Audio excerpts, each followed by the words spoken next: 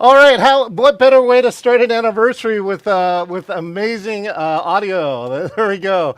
I love it when a restream always starts a stream going on there, and now you get duplicate. Hey, my name is John Chen, and check this out. Celebrating the 25th anniversary of the company, and I've got a lot of friends here.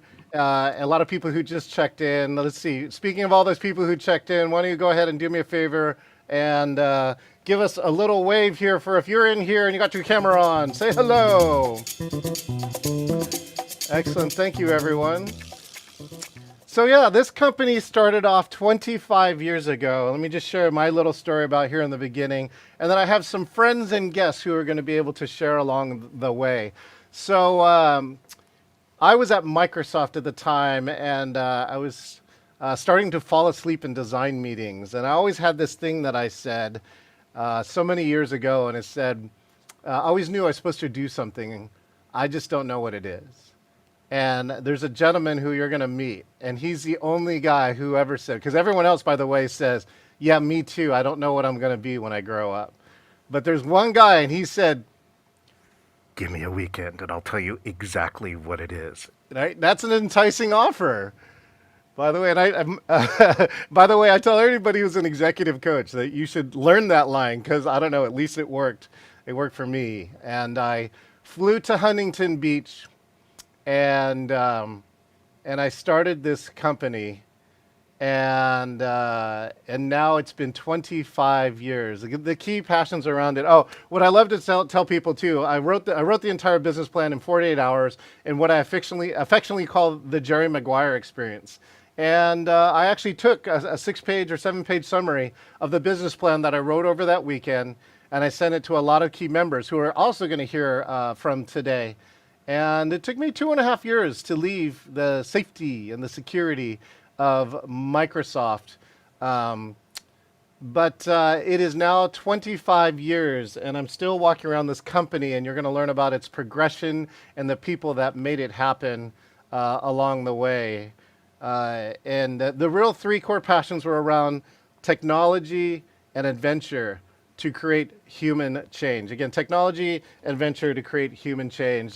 First up today, actually, the gentleman who said, give me a weekend and I'll tell you exactly who it is. Let's bring up the one and only Matt Buechler. Oh, wait, there we go. There's your music, Matt. I like it. Music, all right. There you go, Matt. Matt, you're pretty critical and crucial to the creation of this thing that started out called Playtime Incorporated. Why don't you tell the people who you are and how this thing all started? Well, my name is Matt Buechler, and I have a company called Extraordinary Living. And about half of my business is I help talented people like John Chen create the life of their dreams. And we met at Tony Robbins, and Tony Robbins was an all out, give everything you got. And so John came down for a 3-day weekend, and we worked together, and he discovered who he was when he was great, what he wanted to do with his life, and what he needed to do every day to be successful. So we were playing full out, and John is the first, the last, and the only client that on day 3, I made him sick. We worked so hard. We played so hard. Isn't that right, John? That is correct. Oh, wait, I can hold on. Got to share this story because Matt said I was one of the few clients that he said he worked me so hard. He goes, it was incredible how much work John could do. But literally, I remember, I think something like a Jamba Juice or something like that, trying to revive or recover from day 1. And I literally got sick. Trying to get all of this stuff out of me, literally got everything out of me. Thank you so much for that, Matt. Yeah, and he created an incredible plan, named it Playtime. And from there, he launched the company. He went home after that weekend and refined the plan and published it.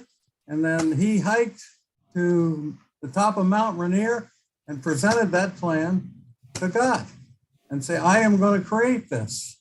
And I believe that's when the journey started, wasn't it, John? That's absolutely correct.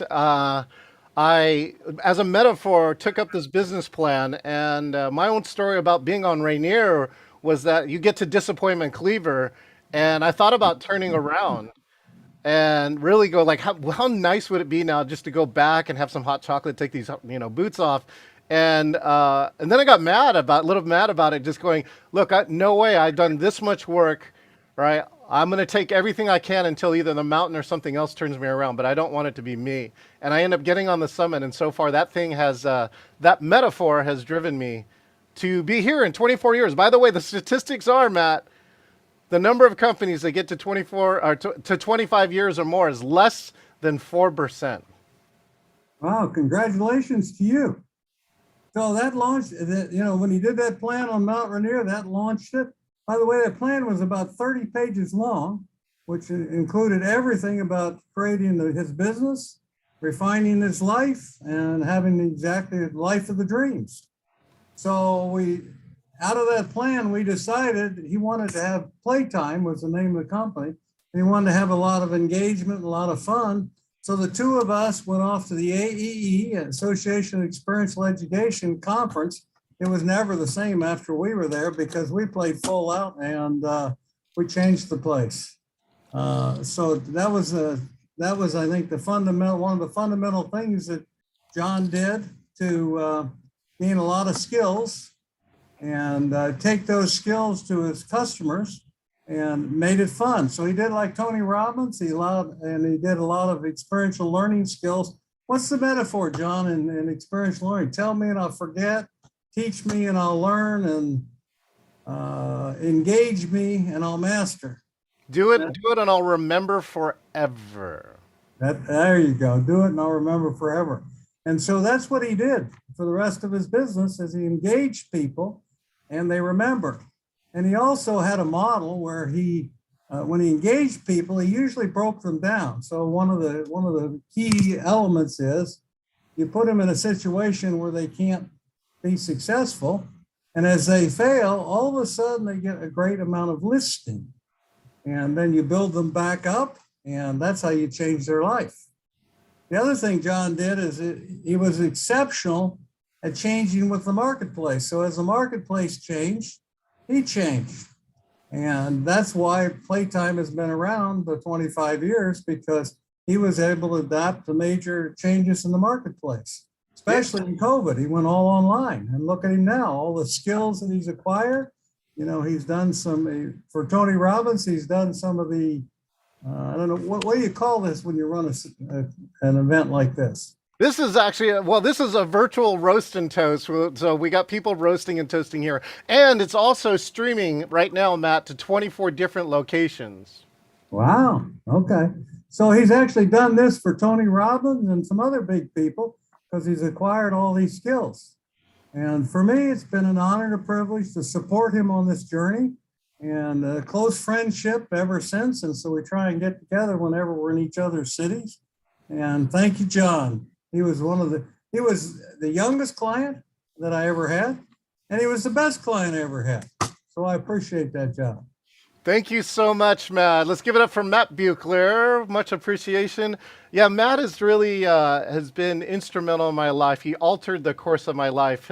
He calls himself the change master, and I can't tell you that I learned things today. I learned things from Matt that I still use today. Speaking of change masters, this one person here was one of my earliest advisors, someone top in this experiential education field, and someone who's meant to, we envisioned things years ago that are only now coming true. So let me introduce to you Dr. Simon Priest. Hi, I'm Simon Priest, past professor of management focusing on experiential learning and corporate adventure training. In 1997, I had retired early and just moved to Washington State. I received a phone call from John Chen asking for some help with his new corporate training program called Playtime. I shared what I could over the phone about experiential learning and facilitation techniques, and I sent him some documents via email. John called back several more times with many questions. And as I got to know him, it was clear to me that he had a unique understanding of technology. And this, I think, had come from his time at Microsoft. I proposed an equal exchange where I helped him with his company and he helped me launch a new technology endeavor called virtualteamworks.com. So we got together at his house in Seattle about once a month, and we worked on developing both companies. And during that time, I shared with him a group initiative activity from one of my books written with the late activity pioneer, Carl Ronke. This activity involved a group traveling from location to location using a GPS receiver to find and complete a series of 10 problem-solving tasks. Each of the tasks resulted in them being given a letter of the alphabet, and once obtained or shared widely, the 10 letters could be unscrambled to spell the word navigation. For multiple teams, the one with the fastest completion time and correct spelling of the word navigation won a prize. And this activity was extremely successful in its use to determine whether teams would compete with one another, cooperate as independent groups, or better yet, collaborate as interdependent teams and thus share the prize with everybody in all of the teams. Around that same time, and I think the year was about 2000, geocaching was taking off, and so we redesigned this group activity around this theme, with multiple groups searching for and finding hidden caches of objects. We usually held these events in large green spaces like parks or forests. The groups had to cover all of the territory as a company, but could do their best as individual teams to win the prizes. It was a powerful metaphor for every corporation's sales force, and so Geoteaming was born. And I worked with John in those early days to grow the idea into a successful company, working in concert with Groundspeak, the owners of the geocaching website. And today, this approach of GPS-empowered search and find kinds of corporate incentives and training methods is probably the most copied in the world that I've seen. I really miss those days. I recall us drawing up plans, respectfully arguing very strong opinions, and inventing new variations on that theme. And we trained a staff of geoteaming facilitators to work with us as the company got bigger. It was a shared collaboration that I have been unable to replicate in my life, except for a handful of close friends like John. So John, I want to wish you congratulations on 25 years of innovation and success, and I thank you for letting me be an early part of that. Cheers. Thank you so much, Dr. Dr. Simon, amazing person. So, what happened? He talked about, and the journey was one of these early programs that we did for just 2 years, and this was my first approach to combine technology, adventure, and human change. We were on WebEx in 1999. And we also used an online discussion board. And these people, there's Matt, actually over here on the left, on here. And then our second year that we ran this, many other people who will be on this call will also hear. This is my sister Ann and Doug. And of course, the one and only who's with me right now, Mitch Simon. So let's give a round of applause to Mitch Simon. Let's get, let's see. Hey, Mitch. Oh, hold on one sec, Mitch. I got you. There you go. How about that? Can you hear? How's the sound right now? Very good. Where are you at? It looks like you're out. Great. I am at Epic Brewery here in Point Loma, celebrating John.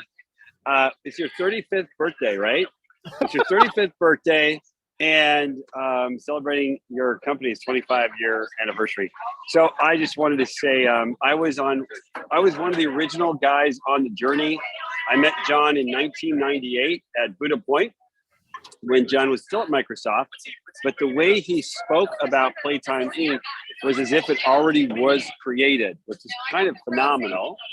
He basically told me, he didn't ask me, he told me that in 2000 I was going to climb Mount Rainier with him, which I did.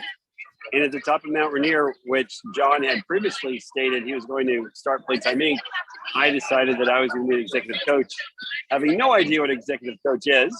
And of course, 2002, John knows I was fired from Nokia and basically started an LLC as an executive coach.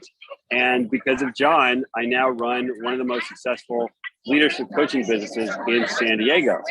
So I just shout out to John as someone who can really transform human lives. The Playtime Inc., the moniker was taking people on life-changing adventures.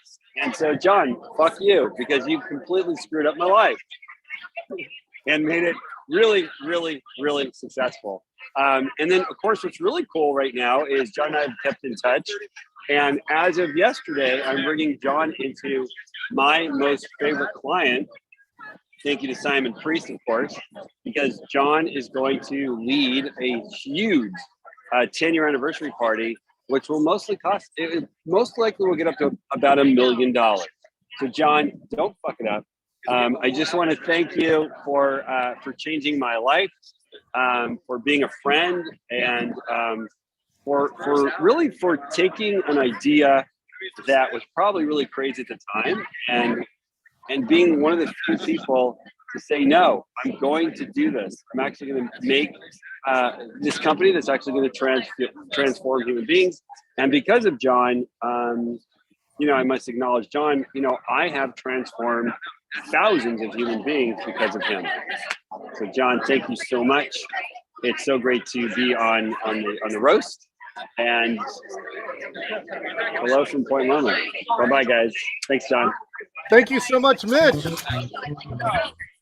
Mitch gets the award for the. We usually keep a board for people who drop F-bombs, and now you're like on the board for 2. So thank you so much, Mitch. And I'm so glad I'm physically going to see you later this year. I appreciate you.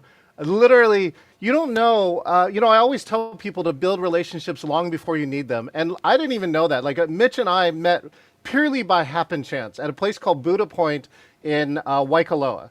And we had met, and now we have become lifelong friends, and we're affecting each other's life ever since that moment when all we did was I think we both commented, hey, isn't this a beautiful sunset? And then we started a conversation, and we were like reading all the same books and having the same experience. And that's how that relationship has started. And so thank you so much, Mitch. Really appreciate that. So now, with that, I mean, in this picture here too, family, of course, means a lot to me. For those who know me, you know that I am the last of 5 kids. And so let's bring up this next person here.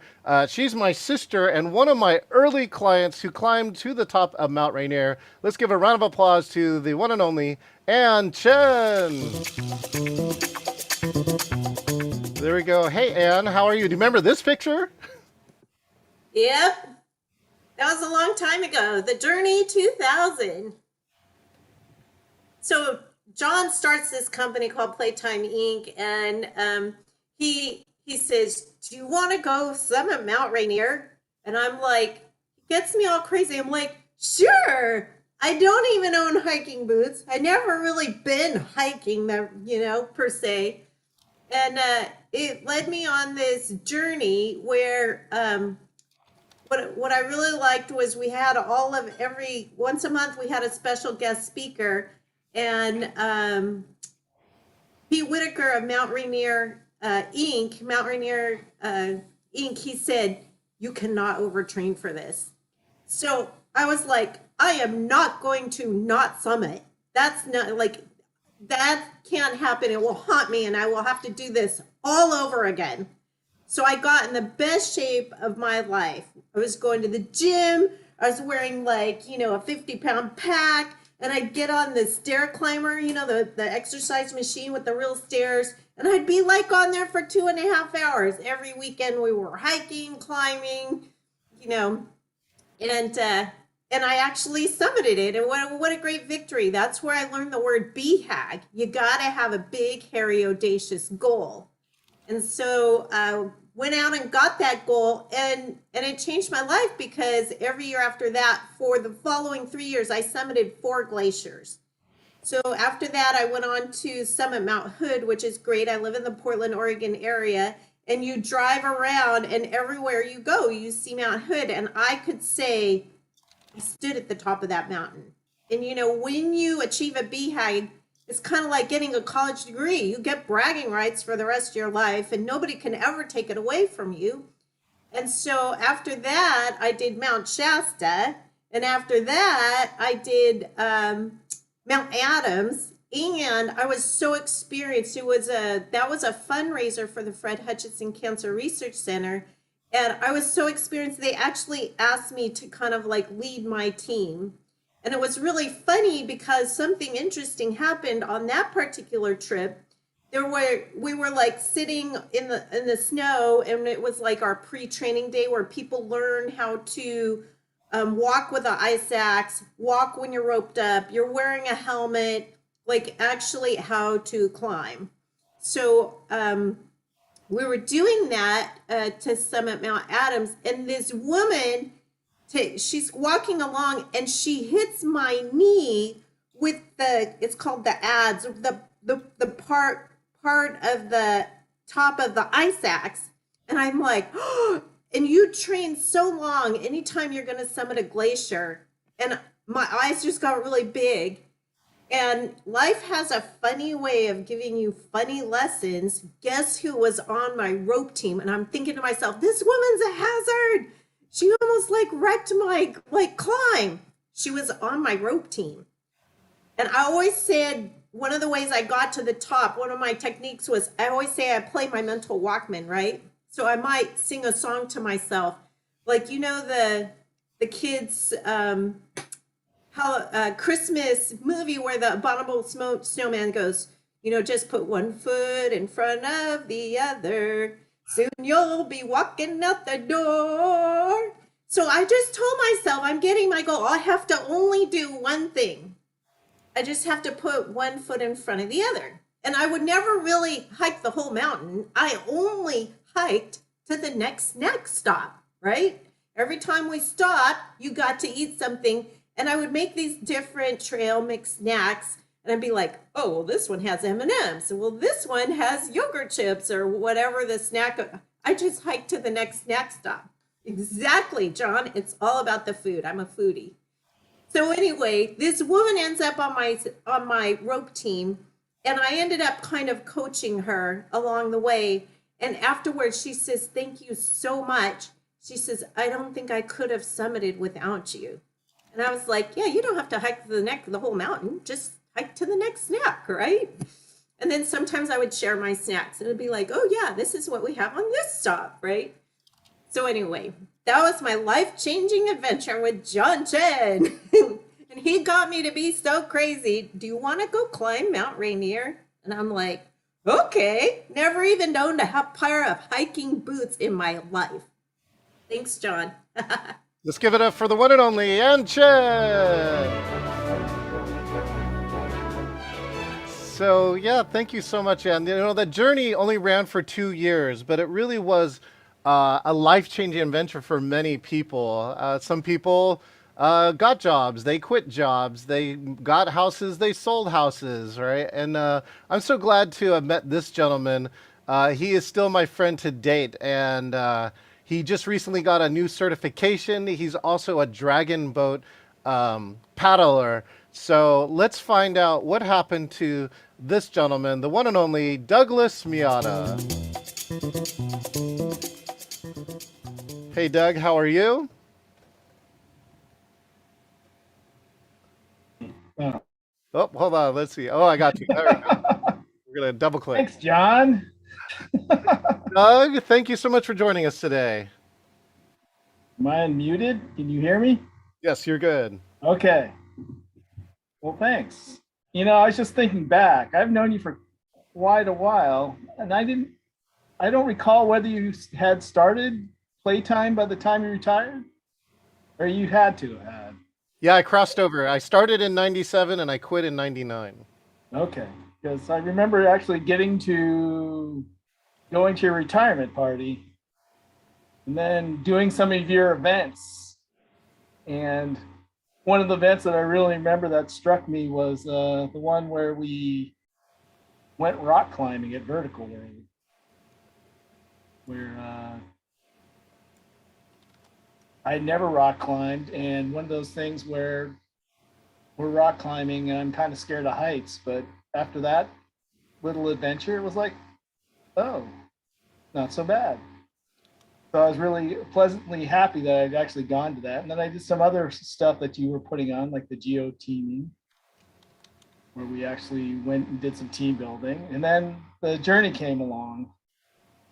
And that was really interesting because I actually got to, as we prepared for it, there was, I think, 2 or 3 weekends in a row where we went actually to hike up to Camp Muir together, and I'd be driving with you and we'd be talking, and then all of a sudden we'd be doing Tony Robbins exercises in the car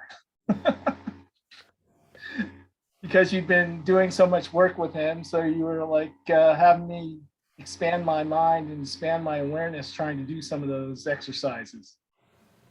And just that opportunity just to be with you in that car and just getting to know you better and getting to train that way was really interesting because the weekends we went up there, the weather was different all the times we were there.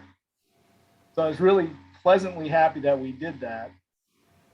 And that journey along the way was interesting for me because the day we were supposed to arrive, I'm riding up with a friend of mine who just had oral surgery on his mouth, and he decided to go anyway. But we're on our way to get there, and I get sideswiped by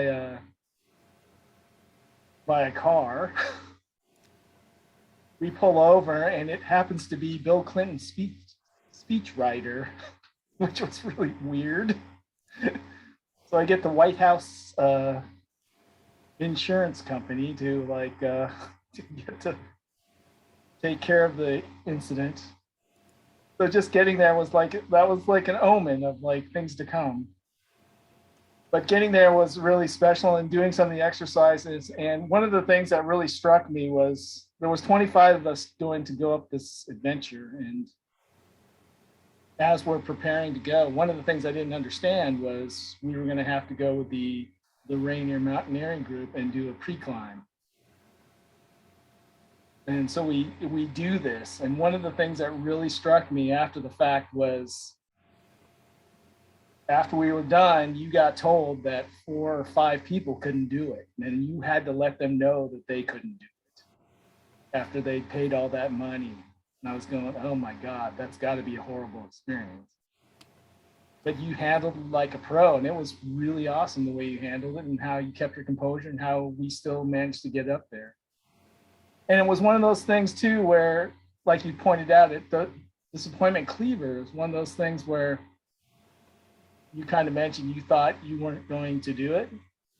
Well, I was at that point too, and I was with one of the people of your staff, Maria, and she and I were in the same group, and she actually, we were talking about that, and it was one of those things where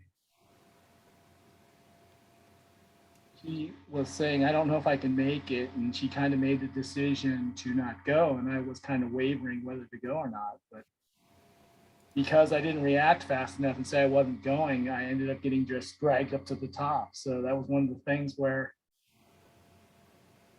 it was a moment that I was sad that I didn't go down with my friend Maria, but it was something else that was inspirational. Like, okay, I made it to the top. That was really cool, and it was really awesome that I actually made it up there. And it just opened my eyes as to what I'm kind of capable of, because that changed how I kind of do some of the work I do now. Changed my professional life. I'm still in IT, and it just opened me up to the possibilities. So I was actually glad I got to do that, and I'm glad I actually kept in touch with you to do some of the other events you've done along the way. And by the way, John, I'm not a dragon boater. I'm an outrigger canoe racer. And today was one of those days where there was a race that was around a 26-mile race where people are paddling around Mercer Island from Sand Point, which is on Lake Washington.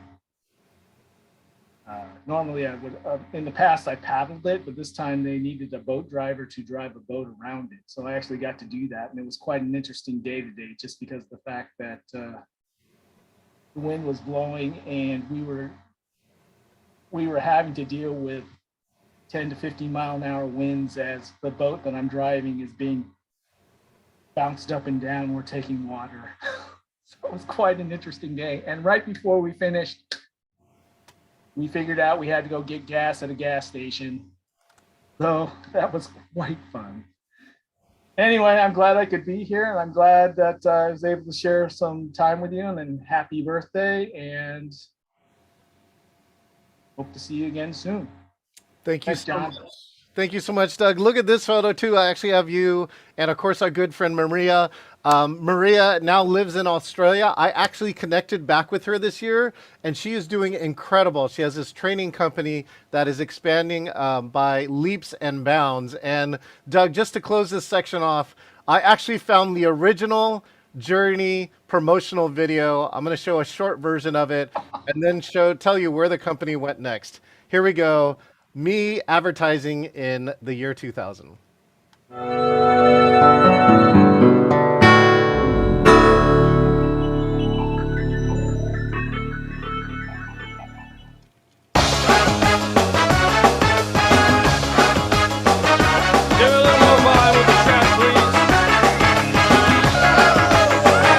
Hi, my name is John Chen. I'm the CEO and the big kid of Playtime Incorporated, creating life-changing adventures.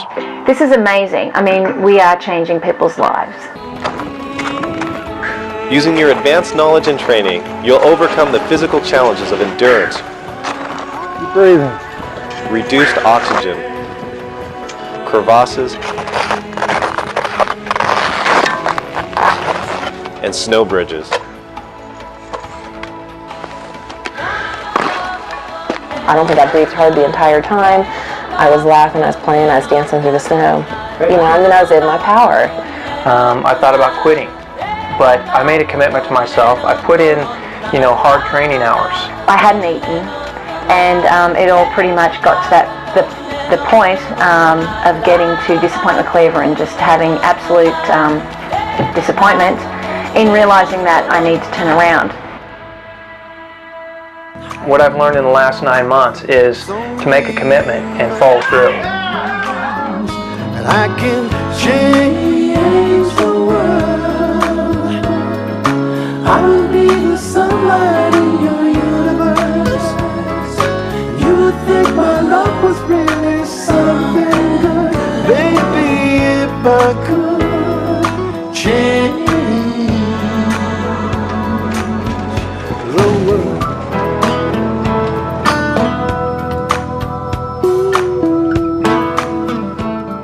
Join us on Mount Rainier and discover how to make today a life-changing adventure.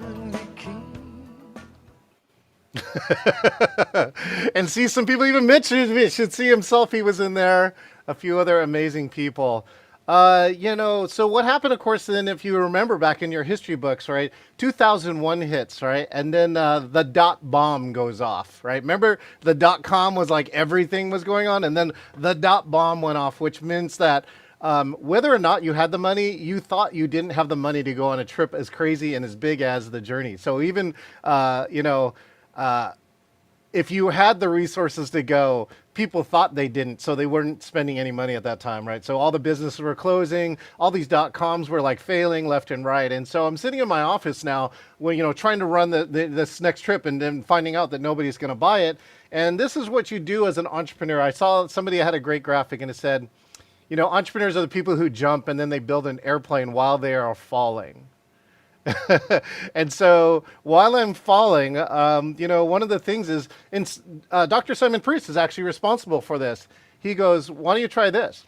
And so he sends me an article about geocaching. And for those who know or don't know, right, geocaching is a high-tech scavenger hunt based on GPS receivers. So yeah, something a little bit like this, right? Lots and lots of GPS receivers. I tried it out at a geocache near my house, and I found it to be an amazing experience. And it had all these elements of the journey, and it had this really cool factor, which is like, you know, your odds of dying on the trip are really low because you're just walking. And so, yeah, I actually found this in Magnuson Park at a geocache that is no longer available to us. But I did my first event then in 2001 with Adobe. We did about 6 events, and then we started to attract some of the key people. And so now I'm excited to bring this next person who came into this where Playtime Inc. started to morph into geoteaming. Let's welcome one of my earliest and one of my favorite and one of the best facilitators I have ever worked with. Let's say hello to Joanne Fielman. And one of the greatest dancers of all time, of course. John, I should have some champagne here. I think I may need it. Every moment with you is life enhancing, let me tell you. So I was one of the I was the second employee of Geoteaming, as I understand. There was a gentleman who was in his 20s, and I was making a major life career change. So I wasn't in my 20s. And I met Dr. Simon Priest. Big shout out to Simon. I wish he was here, having read everything he produced, and decided as a serious facilitator, I was going to make major change in the experiential education world. And he introduced me to John. John drives up on his big Harley. That was my interview. And we sat down in early March, I think it was February or March of 2003. And next thing I know, I'm volunteering my time because John's going to go climb Denali. But he didn't just climb Denali. It didn't take the 3 weeks. He ended up taking 6 weeks. But anyway, we ended up doing a whole slew of programs. And John, rather than telling one story, I'm going to tell little bits of a lot, because often John and I and one of the earlier, Adam Hitch, didn't actually navigate and travel together, except for in the very early days, because at some point I spun off and started selling, designing, and delivering my own programs. But this particular one, being a serious facilitator, was in Florida. And I'm on this airplane. Everything we did was a trio, and it took tubs and tubs of equipment. And usually the idea was, if you got somewhere fun, you had to take some downtime, you know. So if you were in Rome, you took an extra 24 hours, you know, whatever it was. And we went to Florida, and we were on the beach. This is early days. Y'all know John's love of Tony Robbins. I didn't even know who Tony Robbins was. My background was in Belfast, Northern Ireland, working with kids in a war zone. And so anyway, he takes Adam and I onto this beach, and he's going to convince us to gather a crowd around us, and he's going to have us break boards on the beach, but we'll have to do it kind of as a fundraiser as well. And it was all about getting outside your comfort zone. And John, I don't know if you remember this or not, but I was beyond mortified. I think I literally dug in the sand, took my towel, put it over my head, and just cried like, oh, get me out of here, get me out of here, get me out of here. While John and Adam are running around the beach saying, if you want to see an incredible experience, if you want to have your life change, this kid's going to break the board in 3 hits and da, da, da. Anyway, I should have known that was going to be the kickoff for the next 11 years. Rattling around with this guy, my edges were going to be pushed. I found out a lot of my trigger points all the time. So that was our launch. My next shout out is to Tanya Phillips, who I think is on this program. Tanya used to be a designer, Tanya from Texas, and she was one of the extraordinary designers, hey John, that would travel a lot with me, and Chuck, your dear one.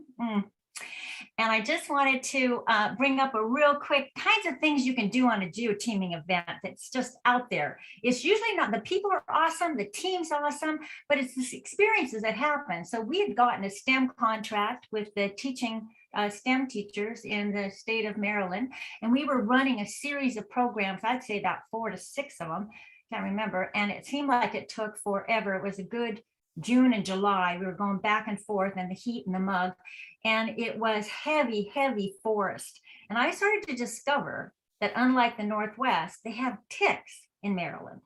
And that kind of freaked me out. And we were in the woods. And when you're in the woods for, I don't know, 12 hours, like you go in the woods to design the course, and then you go back in to plant the course, and then you go back to run the course, and then you go back to sweep the course. You're in the woods a lot.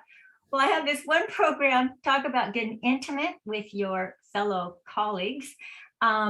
We had done a program, and I was convinced as I sat in my hotel room, checking my entire body, every part of me, that I had ticks on me. So you get up close and intimate. I invited Tanya on over, and I said, Tanya, don't take this personal. She did a full body search, butt naked Joe, and took off all these ticks and threw them into the sink. So thank you, Tanya. That was another one. And two more quick ones, just kind of experiences that you get to have. John definitely created an organization that allowed people to play big, as you know, or go home, and to really stretch. And one of these things that got me stretching was I had a wonderful opportunity to sell a number of programs after John did to Booz Allen Hamilton, international company of consultants. And we ended up going to France several times, actually, in Italy a couple of times, running programs. And one of them was on the west side of Provence, in a small resort, the Dolce Resort, very old winery. And there was 9 international consultants there.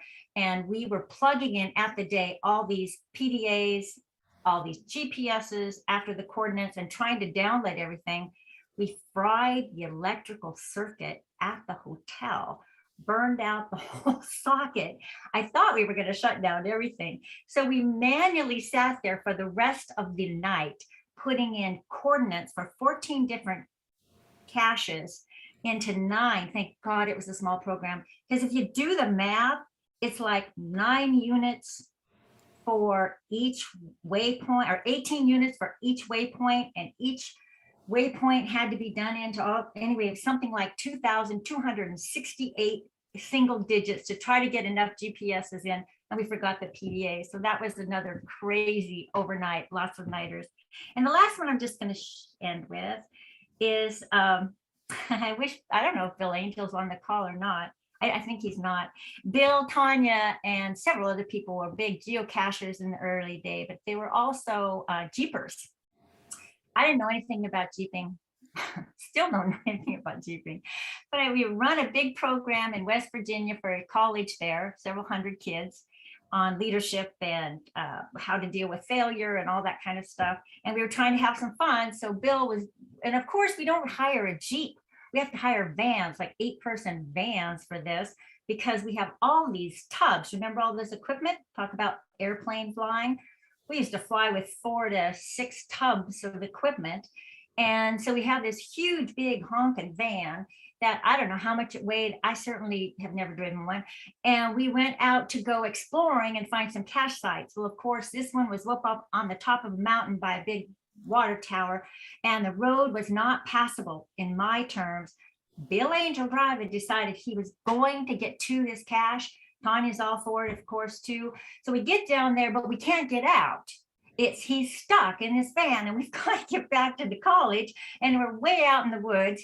And of course, I'm sure there's ticks again. I don't know what it is about ticks.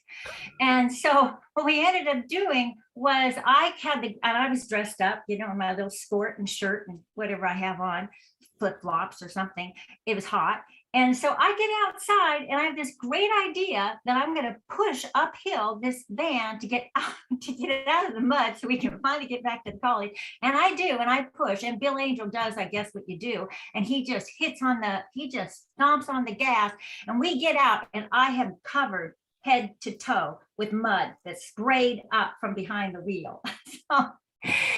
So John, every adventure out there with you is an adventure. Whether you're with us or not.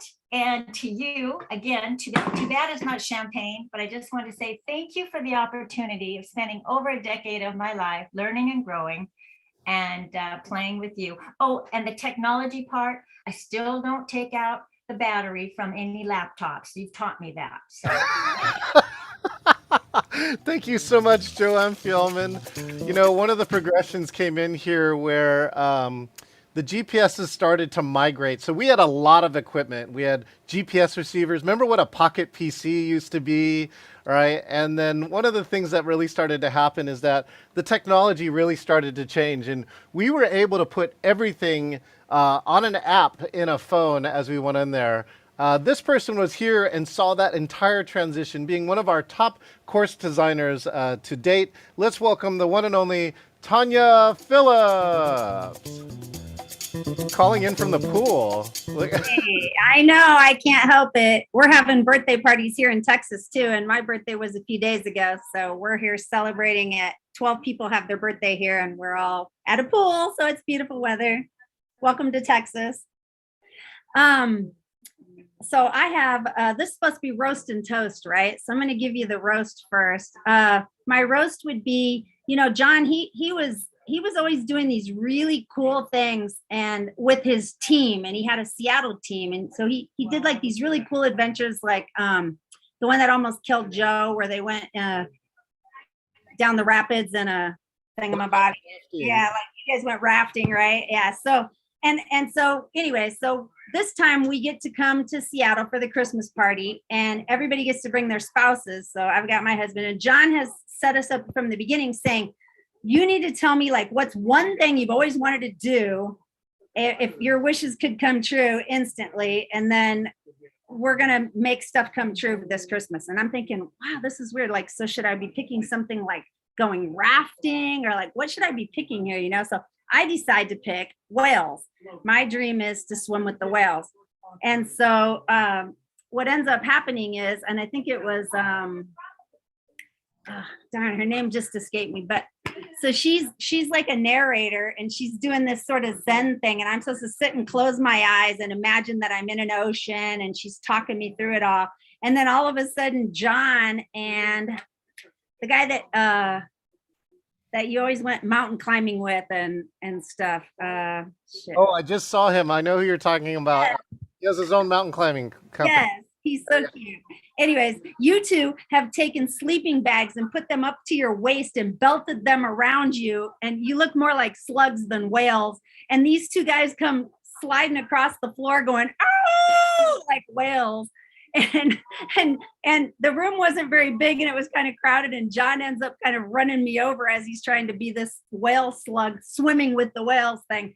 And Chuck just looks at me and he goes, this is highly inappropriate. And you know, for Chuck to think something's inappropriate, it's got to be pretty bad, because Chuck was pretty wild out there. So that's my roast part, right, for Chuck. And then I was trying to think about what's one of the most fun things that you and I did together. And I would have to say that it was, I believe we were in Pittsburgh, and we had a little bit of time, and there was a theater performance of Hairspray, and it was like high school kids, but I mean, I swore they were Broadway. It was amazing. But anyway, so we're set up to go to this, but we have to get something to eat. And we're driving, you know, on the interstates in the middle of a city we don't know and everything. And he says, well, just Yelp a restaurant. And I had never Yelped anything before. So I look on Yelp and I find these restaurants, and I'm looking through these things. And I go, oh my God, I just found the restaurant that we have to go to. And he's like, well, let's go, let's call them. And I call them, and they say, oh no, you know, you need like reservations a week in advance. You can't get into this place. There's no way. And I'm going, oh, well, you know, they're saying maybe we could get you in tomorrow. And I'm like, no, you know, it has to be today. And we have a show at 8 we have to go to. We don't have much time. Can't you just get us in? And they're like, okay, fine, come on down. And it was the most amazing restaurant. And it was right on where the inclinator or whatever they call that thing down there was. And we go to this place, and it's closed now, because I kept in touch with this restaurant from then on. But they sit us down at this table overlooking, basically downtown is across the water from us. We're on this beautiful river. This window goes from like floor to ceiling views. It's amazing. They have two choices. You can do a 3-course meal, or you can do a 10-course. And the 10-course takes like 3 hours. So we didn't have time. We did the 3-course meal. And I remember John had jasmine rice. And I mean, you take a bite and it was just like the aroma hit you and it was like amazing. And it's probably still to date the best meal I've ever had in my life. It was phenomenal. And then we, left and we ran off to that. Oh, and we're dressed in work clothes. Like we're all hot and sweaty in our geoteaming shirts and our, and this place was like, people are walking in like dressed to the nines in this thing. So it was amazing, but it was great. And I had just so much fun just sitting, just you and me together, enjoying this little tiny portions. And I was totally full. We each had something totally different. We tasted each other's stuff. I mean, it was just phenomenal. It was a really great dinner. And it was just fun being that connected just with another person that I hadn't really, the boss and the course designer extraordinaire, by the way, the best course designer you've ever had. So just so we're clear. Just so we're clear. Proclaimed course designer extraordinaire. Oh, well, thank you. Tanya, now I believe too, is still running a bee farm in Austin, correct? Lots of bees. That's why I got my earrings on. And I've actually gone there and run GoPro and gotten a chance to put the suit on and drink. They also make a mead and they also have incredible honey there. So Tanya's still being sweet as always. But Tanya, thank you so much. You really show that. Hi, Joe, I love you, Joe. And of course, I kept putting it up there. Say, hi, Joe. Hi, Joe. One of my favorite things about the company is the relationships that other people made outside of me. And I really appreciate that. Many times people like you, Tanya, have told me, I so appreciate getting the opportunity to meet Joe, and that the two of you have done many of your own things together. So big band with us. That was fun. Excellent. Well, thank you so much, Tanya, with that. So the company began to progress along with this, and let me make sure I got my story. Oh, the best part is that this person too has been become one of my favorite clients, really helping me during the pandemic part. But what many of you don't know is that the two of us worked a lot together. She has this incredible, I feel like a habit that she does, which is she has the ability every single day on Facebook to celebrate somebody's birthday, but do more than just like push the button. She finds a photo or does something around it. So I think birthday means a lot to her. And our relationship, our friendship has meant a lot to us. The two of us planned a conference together. And some people say that it's harder than being president of the organization is managing this conference because you're basically planning a program for all your friends who are professional meeting professionals. So let me bring in the one and only from Young Presidents Organization, Kathy Mason.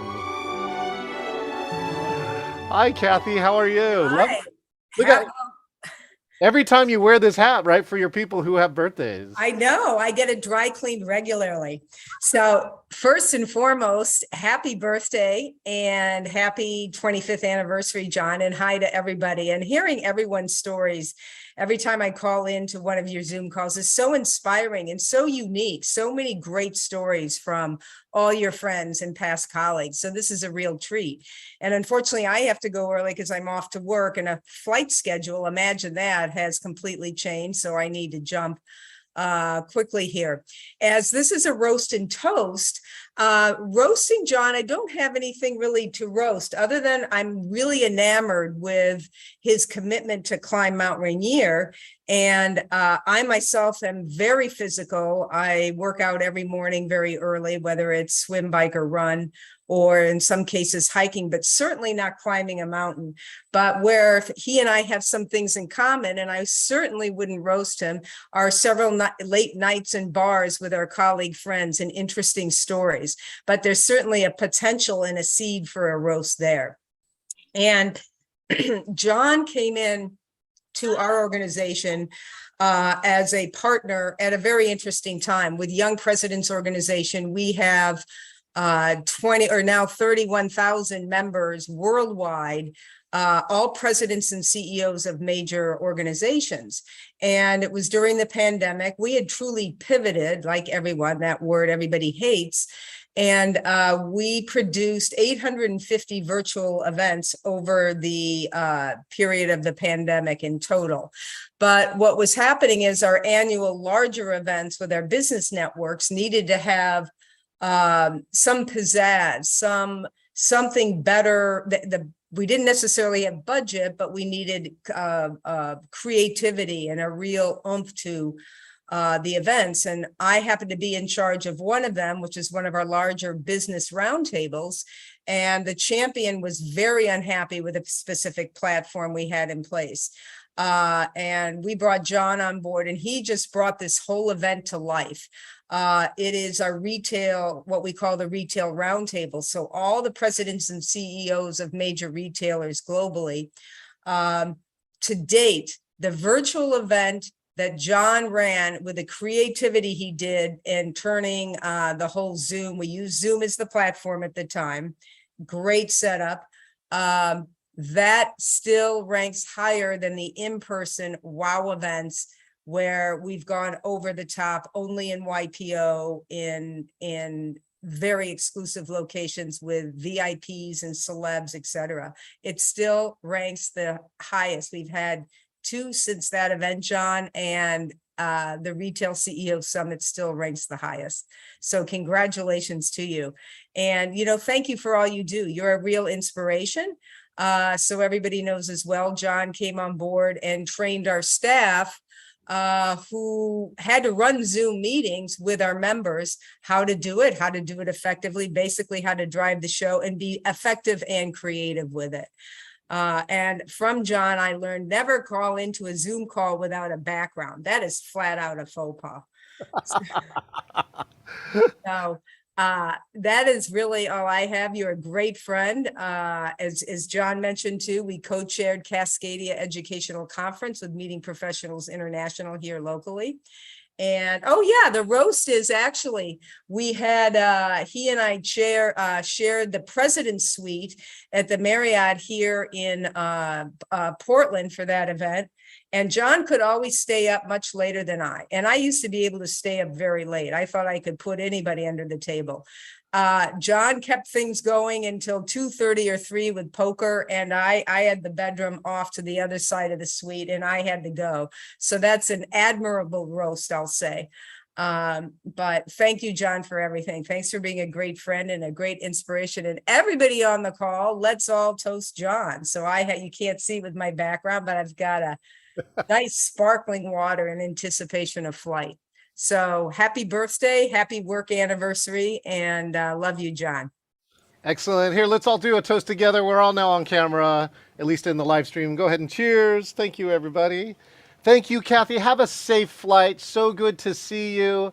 I appreciate you, and it's so great that we could have so many adventures together that started in, I guess it was 2011 is when we did that program together. Yep, absolutely. Thanks. Thank you, Kathy. One of the other things around over the years is that we've dedicated 10% of our work towards nonprofits and associations, 10 to 20%, and really looking for how can we make a difference. I mean, it says it's a life-changing adventure, and quite often there are so many organizations that get a chance to do that. This gentleman I got a chance to meet through the work that he did here in Seattle, and now he's been called, and he is now in the city of Chicago. Let's welcome the one and only, from Urban Impact in the past and now Sunshine Enterprises, the one and only BJ Stewart. Hey, BJ. Oh, look at you. You got your Miami Heat already on. Well, it's a little chilly here in Chicago this evening. So welcome or good evening, everyone. So I have this. This just happens to be the first long sleeve thing in my wardrobe, John. So don't be too impressed. And nor am I a Heat fan, by the way. I'm still a Seattle Sonics fan. I heard, me too. Well, happy birthday and congratulations on 25 years of contributing to many and sharing your gifts with all who come in contact with you. I don't have any roasts. All I have is applaud for John relative to his contributions. And how I can best describe my experiences with John is that he is comfortable with being uncomfortable.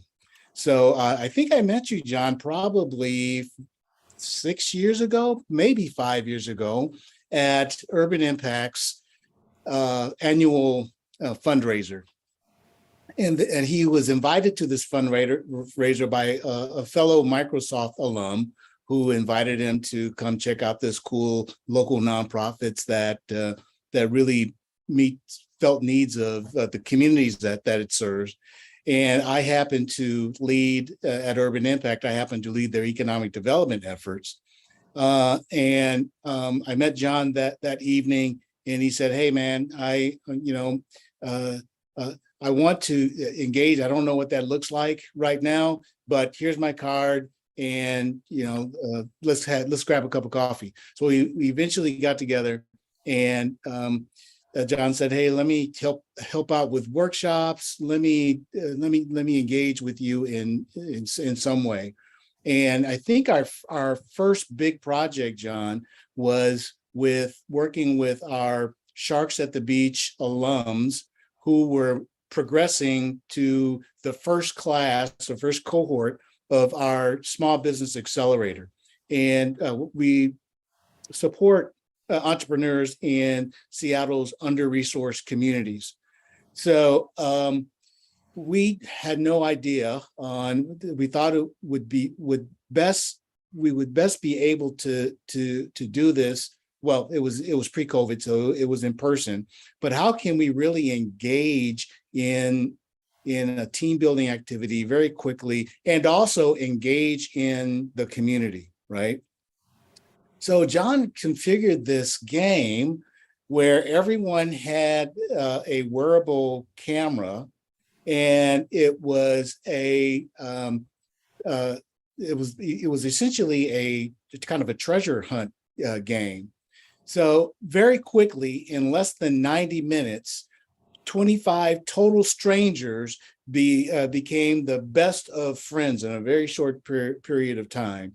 And that really led to the matchmaking of mentors with aspiring entrepreneurs, up and coming entrepreneurs. And it was just phenomenal. And then I believe it was probably just a little over a year later, we were in the middle of our Sharks at the Beach entrepreneurship program when everything shut down, as we all experienced. And John and I, we looked at each other via Zoom, just the two of us, and we said, "We're not slowing down. we're gonna speed, full charge ahead." And we very quickly converted this highly interactive in-person cohort into a totally virtual cohort to great success. And we took a live event which attracts probably about 250 community members, a live pitch event, so a Shark Tank style pitch event, and highly celebratory community event, and transitioned it very quickly to a virtual event. So John, I just want to thank you for all of your contributions to Urban Impact in the Seattle community over the 6 or 7 years that I've known you. And I mentioned John was comfortable being uncomfortable. So John really wanted to engage in the Black entrepreneur community. And one of our very good friends, Debrina Jackson Gandy, invited him to a Black business symposium that she was hosting. And John said, I'm going. I go, "John," he said, she said Black business symposium. And John goes, "Hey, she didn't say people were excluded. She just said it was featuring, Black business owners." And, I tell you, John just fit in, and what potentially could be very uncomfortable, made the best out of that very engaging event. So John just fit right in. So John, thank you. Congratulations again on 25 years. We're actually packing to go to France, and my beautiful wife Princess is going to sneak back in the picture and give her brief greetings as well. But again, congratulations to 25 years, John. Cheers. Thank you, BJ. Well, you said I'm comfortable being uncomfortable. All I can tell you is you want to be uncomfortable, give the keys of your sports car to Princess. That's what happened at the last barbecue we're at. No, BJ, thank you so much. I mean, again, you're responsible for that. We transformed that in-person event. We had 150 people who authentically shared that stream. We got 18,000 views without paying anybody a dime. And that's really like, that sings to my heart that we were able to help create that result with you and for you. So all we can say is that everyone can say bonjour, bonjour, BJ and Princess. Thank you so much. Thanks for taking the time to tune in. Thanks. All right. Well, you know, as the technology has been changing here, although somebody was in here when we had that, I believe now oh, good, she's in the right place. And she must be in the right place because she's near the beverages. She also became a regular on one of my other high-tech pieces, but hopefully she's going to share a story about how early we met and how much of a difference it made into her life. Let's bring in the one and only Miss Beth Hughes. Hi, Beth. So I think I actually met John way before I interacted with one of his clients, which was Seafair. But friend Melissa Jerkin had a party every year and she got people together. And as I recall, John was part of this big, huge party and we were basically bar hopping in Ballard. Remember that, John? Oh, yes. Well, maybe you do because we were all doing some damage to some alcohol. Yeah. So, and then I thought, well, what a big goofball. But then later I find out he owns a company and he goes by, Big Kid. I'm like, well, that makes sense because he is a big kid. For those of you who don't know me, I'm more of a little kid. I'm 4'10". And so later on in life, John did something with Seafair through Geoteaming, and it was like a scavenger hunt using geocaching. And I believe the first year I did it was 2013. I won a few little small prizes along the way. Got to sit in some VIP seats at the Torchlight Parade. And then the next year I went whole hog and I worked my butt off. And the big grand prize that John and Seafair managed to get was to ride in a Patriot jet, which, oh my God, was the thrill of my life. I'm not ever going to forget it. It's been 8 years now since that day, John, that you got me on the Patriot jet. So John and I have been in and out of our lives for several years. I also took some really bomb pictures of him being knighted for Seafair in actual whole chainmail. He was knighted and he wore chainmail. John, do you still have that outfit? No, that was rented. I saw the photos though. Yeah, the photos were funny. So then fast forward to COVID. And the beginning of COVID, everything was so convoluted and confusing. And John was doing these little happy hour things with via Zoom. So I tried to join in on a few of those. I was still working because I was working for Amazon. And then one day he decided to try doing Zoom karaoke, which some of you may or may not have participated. And honestly, John, just so you know, I'm going to cry here in a minute. You got me and a lot of people through the worst of everything at the beginning of COVID. You and my friend Catherine Hicklin and her husband, Todd Fisher.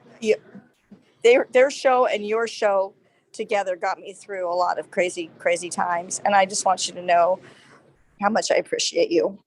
Very, very much. Love you, mister. Oh, thank you. I'm do it. And I didn't even drop an F-bomb. By the way, Miss Beth usually leads the F-bomb charts because we never broadcast that. But Mitch beat you to the punch earlier today. Miss Beth, it's so great that we've known each other for so long. From that jet ride that you earned too, by the way. You want a gamification game player? You got to meet Miss Beth too. Crying often because she says singing her favorite on karaoke. It's Miss Beth. That's there you go. Thank you, Miss Beth. Thank you for chiming in from. Where are you at today? You're at the. I am at Climate Pledge Arena. So this is I'm outside the Moet Lounge, which is why this big bottle right here. Look at that. That is like a gigantic bottle of champagne. I don't think it's actually got champagne in it, but it sits in the window. Let's see if I can do, oh, nope. So this is whole window you can see through of alcohol. And I'm ready to go enjoy the employee meal, which today looks like chicken and potatoes and some salad, I think. I'm gonna sit and watch the rest of this while I'm getting my food. So you might see me bopping around in the window here. So, but I appreciate the time and happy birthday and happy anniversary, John. Thank you, Miss Beth. We should wish we had that champagne bottle. Although somebody did give us George Griffin has given us a 3-liter champagne bottle, and I think we're still waiting to open it. All right. Speaking of which, let's see where we have now. We're cruising. I've got to make sure and check my time. All right. So now my travels have taken me around the world. Let me make sure. Oh, yes. And so and sometimes you make friends around the world. We met here in Shoreline, Washington at a restaurant where we basically drank beer and made up advertising for a conference about gaming. And since then, we have shared so many adventures together. It's an amazing piece. So let's bring up the one and only Jimbo, the Boxman Clark.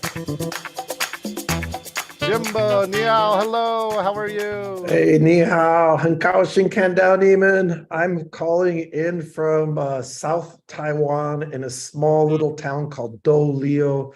If you ever have a chance to come to Taiwan, don't come here. But John and I have come very close to here. I gotta say one thing about John Chen is John Chen makes me feel very uncomfortable. BJ was talking about, uncomfortable. I would say that in the world, there are probably 3 people that make me feel really uncomfortable. And John Chen tops the list. He makes me feel stupid. He makes me feel shy. He makes me feel in the box. He makes me feel lazy. He makes me feel selfish. And for all those reasons, I fucking hate John Chen.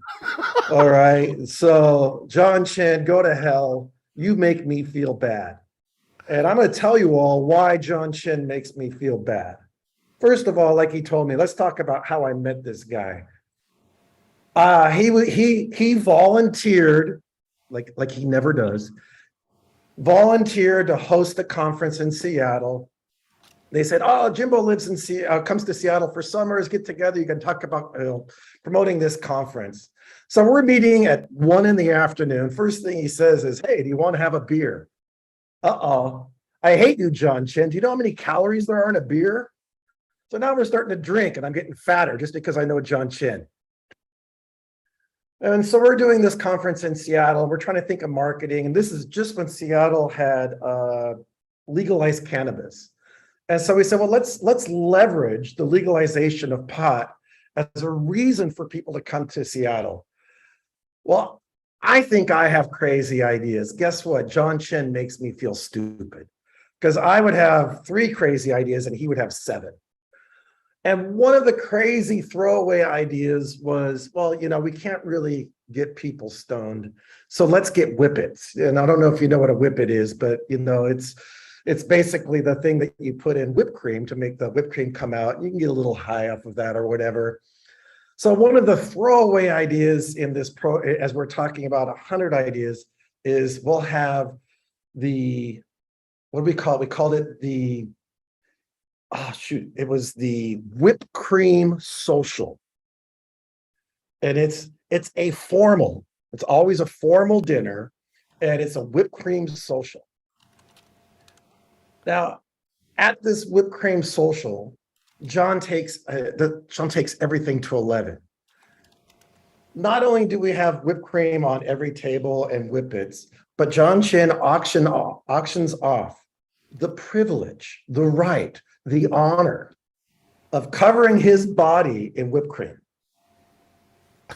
So there's 100 people in a formal dinner, and he's auctioning off the right to cover his body in whipped cream, which of course somebody wins. And of course, in the end, John Chen is standing on the stage covered in whipped cream, shirt off.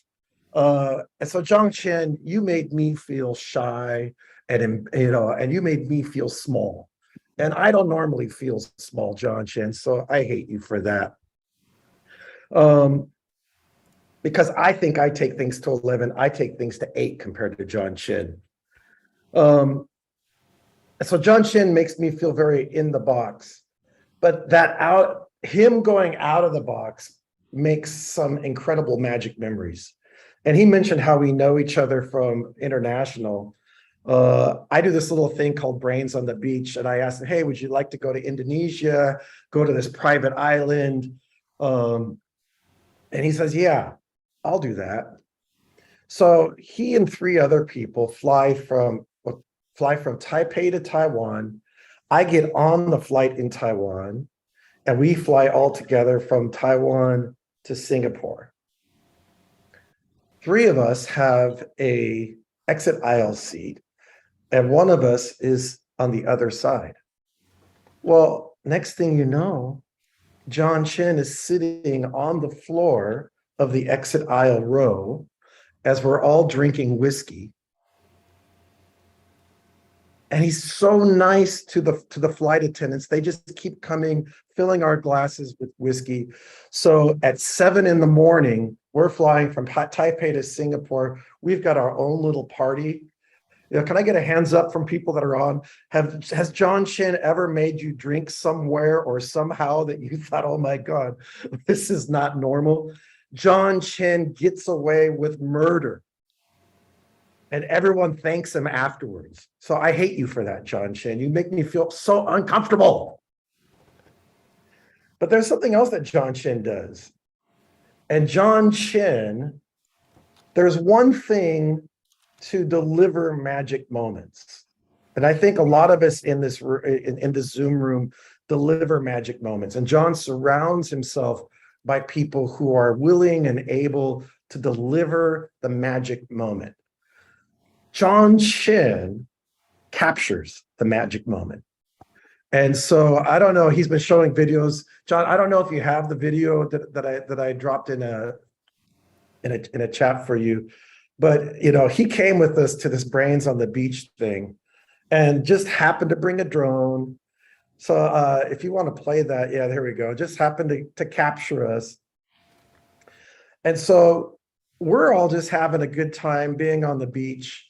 And John Chen, as we're spending time on this beautiful island, doesn't just have a good time, doesn't just get everybody out on the floaty and make that happen. Of course, he's going to capture it. He doesn't just go paddleboarding, he captures it. He interviews every single person. He gets them to do meditation on paddleboards. He doesn't just get us to jump off. He gets all the videos. So John Chen is the master of capturing, but then he doesn't just capture it. He says, hey, let's make this a product. Let's make this amazing experience that we have. Let's turn this into a product we can sell. And now we can go around and we can start selling a product instead of just doing something for fun. John Chen, I hate that. I hate how you turn your good ideas into money because it makes me feel stupid for doing this for 7 years and never making a dime off it. And so, John Chen, you make me feel uncomfortable. You make me feel small. You make me feel shy. You make me feel lazy. You make me feel selfish. And you make me feel loved. And I think that's something that John Chen does. Is he truly loves people. He loves to bring out the best in people. He loves to be vulnerable. And through his own vulnerability, whether it's putting himself on LinkedIn wearing his pajamas, if it's him singing a song off key, off pitch, if it's him, saying no sorry, getting people to share, like you say, those I would get up during COVID. I would get up at 6 a.m. for those happy hours, just because I needed sanity, and I found sanity in John's insanity. So, John Chen, you make me feel uncomfortable. And so my birthday present to you, this is my birthday present to you, is I'm going to ask you to make me feel uncomfortable again. So I see all of these images of summiting. And so my birthday present to you is to make me summit something. Because honestly speaking, John Chen, you and I are both out of shape.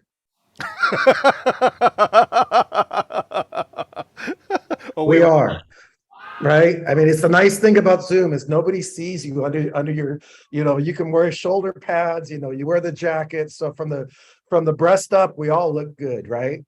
But you and I are both out of shape. So John Chen, my birthday present to you is to summit something in 2023 with me. And invite all your cool friends, and I'll invite my cool friends. Let's get in shape. And so my challenge to you is take that to 11, because that's what you do best, and make it happen. And I'm just going to sit back and let you do all those wonderful things, but make us feel uncomfortable, and so and challenge us to go out of our comfort zones and get us in shape. So John Chen, that's my birthday present to you. Happy birthday. And of course, you'll turn it into a new business product, and we'll do something virtual, and we'll all summit a different mountain, somewhere where we'll summit 12 mountains simultaneously around the world, or whatever that is. We're going to do something really, really amazing, because John Chen, that's what you do. And although you make me feel uncomfortable, and although you make me feel shy and stupid and slow, you also make me feel loved. John Chen, here's my big hug. I love you, buddy. Oh, let's give it up for the one and only Jimbo Clark. Jimbo Clark continues to astound me every time I meet him, because he does things in a way that I don't do either. And then they work, right? And I actually had to decode one of his debriefs, because he did like 10 things that I would never do. And then I look at him and he goes, oh, he just did that and he made it work. Oh, so I appreciate that. I appreciate you too inviting me to your home and your house to meet your lovely family too, who I've really gotten a chance to know over the years. And that's really one of the other best things. I've always tried to tell people, like, it's a life-changing adventure. When you think it's a life-changing adventure for your clients, but in the end, it's not really. It turned out to be a life-changing adventure for the people that you work with closest.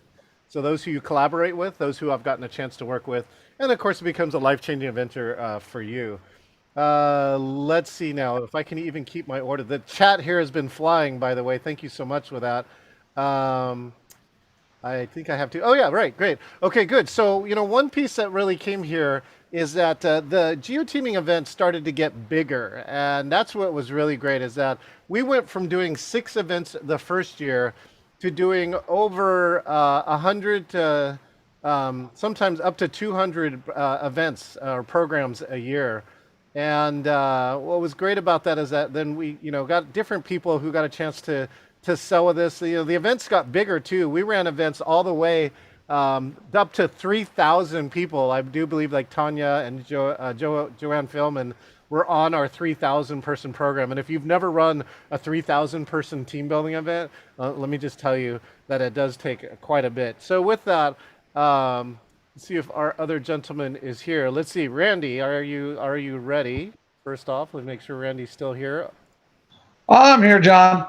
Oh, there he is. I was like, where's that? Okay, so I got a chance to work with this gentleman who created one of the all-time digital escape rooms. By the way, I just need to let you know that I just ran that digital escape room this week with a group from Saudi Arabia, where we made such a difference. Let's welcome to the stage the one and only, the boatman, Randy Daw. Hi, Randy. How you doing? I'm doing well, although I'm landlocked. I've been landlocked for a while now, John. I know, it's surprising. Well, update me. So, are you? I'm pretty sure you're at somebody's house. No boat. I'm at my house, and I have given up the boat for land for a while. Just a couple of years. It's a long-term plan. I know it's a shock. So Jimbo, you talk about John being 11. in his energy and his insaneness. And you're right, he is. And I had the opportunity to experience that in Florida. And John, that's where I'm going to start coming to you from, is in Florida. But we were in Florida for a Meetings International. It wasn't Meetings International, correct? Yes. Program in Orlando. And we had a great program. At the end of the program, I saw a little news clip about SpaceX launching their rocket and out of NASA. And all of a sudden, I mentioned that to John. It's about 7 o'clock at night. We're getting ready to leave the next morning at 8 or 9 o'clock in the morning. Cape Canaveral is about 3 hours away. The launch is going at 1 o'clock, and all of a sudden we are on our way to Cape Canaveral. It was insane. We went to Cape Canaveral just to watch the SpaceX rocket launch, which was incredibly crazy, but you could actually feel the rocket as it left. And I had not seen anybody that was so intent on seeing that launch and watching it go and having that whole experience. And there was no question, no, hey, do you want to go to, it's just, we're going. And it was a pretty amazing experience. So yeah, John is a little bit of 11 when it comes to energy and being slightly insane, getting me in trouble, getting me kicked out of the Venetian in Las Vegas. Yes, don't laugh. But he also has a very serious part. And when we talked about the escape room, we made an escape room based on the story of my son, which was actually what brought John and I together. John knew my son before he knew me. My son, at the age of 12, developed a brain tumor. In his first surgery, which was a shock during a camping trip and a quick trip to Salt Lake City's Children's Hospital, they told us that he probably wouldn't make 14 or 15. But he got to know John, I have no idea where. And then he introduced John and I. And it was several months later that through Learnapalooza, with John's ideas and expertise, we built an escape room, a digital escape room, around the experiences of what it's like to help someone beat a brain tumor and make it to 21. And I'm not sure that I thought it would really have quite the effect of what it was like going through that. But we watched people help each other stand. We watched people make relationships. But what we watched one group do, which was probably the one thing that I'm most known for in what I did, is totally not care about what the standards are, not care about what was supposed to be doing, but they kind of broke the rules and skipped to the end and completed the entire program in 7 minutes, 11 minutes, some unbelievably short time, which was really the intent, I think, of the whole program, is how can you think out of the box? When do you think out of the box? When it's urgent, when you have no other choice. What's going on? And that was something that was developed by or led by John without actually leading the group, but putting in a situation where they were ready to do that. So I've seen John crazy. I've seen John give. I've seen what he's done for Mark. And by the way, Mark, who wasn't supposed to be 14, is almost 40. Well, he's 35, married and living in Vienna. And next week he will actually start his first full-time teaching job. So we had a a great story, a great time to share with John, and something that he cared about, which is also very, of course, dear to my heart. And he let me watch a shot to the moon and a shot to outer space. So thank you, John. You're welcome, Randy. Thank you so much. Randy, I have to let you know this, my Saudi Arabia class, we had to remove one of the key answers to that escape room, which is marijuana, right? Because it's illegal in Saudi Arabia. So they almost never got the answer. But, the first couple times I ran it, and a few of them did get it, and they actually thought that was really funny, as well as really, really creative. Randy, thank you so much for continuing to have an impact. I actually had a video call with Mark recently, and it was so great to, I love that I can share this continuation story to let him know that he sold his boat, that he moved to Vienna, that he married the woman of his dreams, and he's pursuing his life.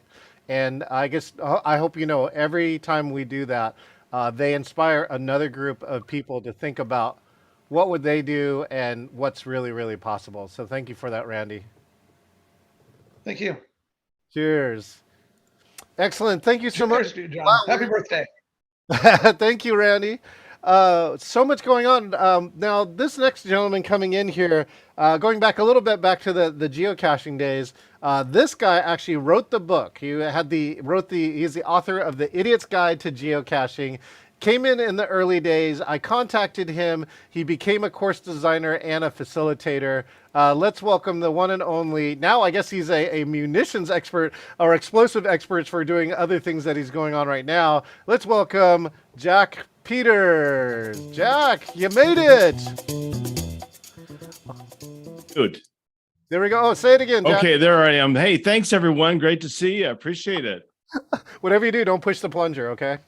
Yeah, well, no, maybe, I don't know. But yeah, thanks. It's good to see everyone. It's been a long time. John and I go way back. We've been having fun since 2004. Wow. Yeah, absolutely. Did a lot of events, had a lot of fun. All right.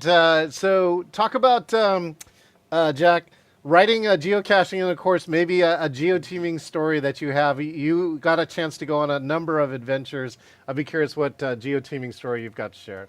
I've got actually the first one, the runner-up is New York. Remember we went to Central Park to do the Garmin event where we put together the scenario in Central Park, and it all ended up with black limousines going to a Mets game.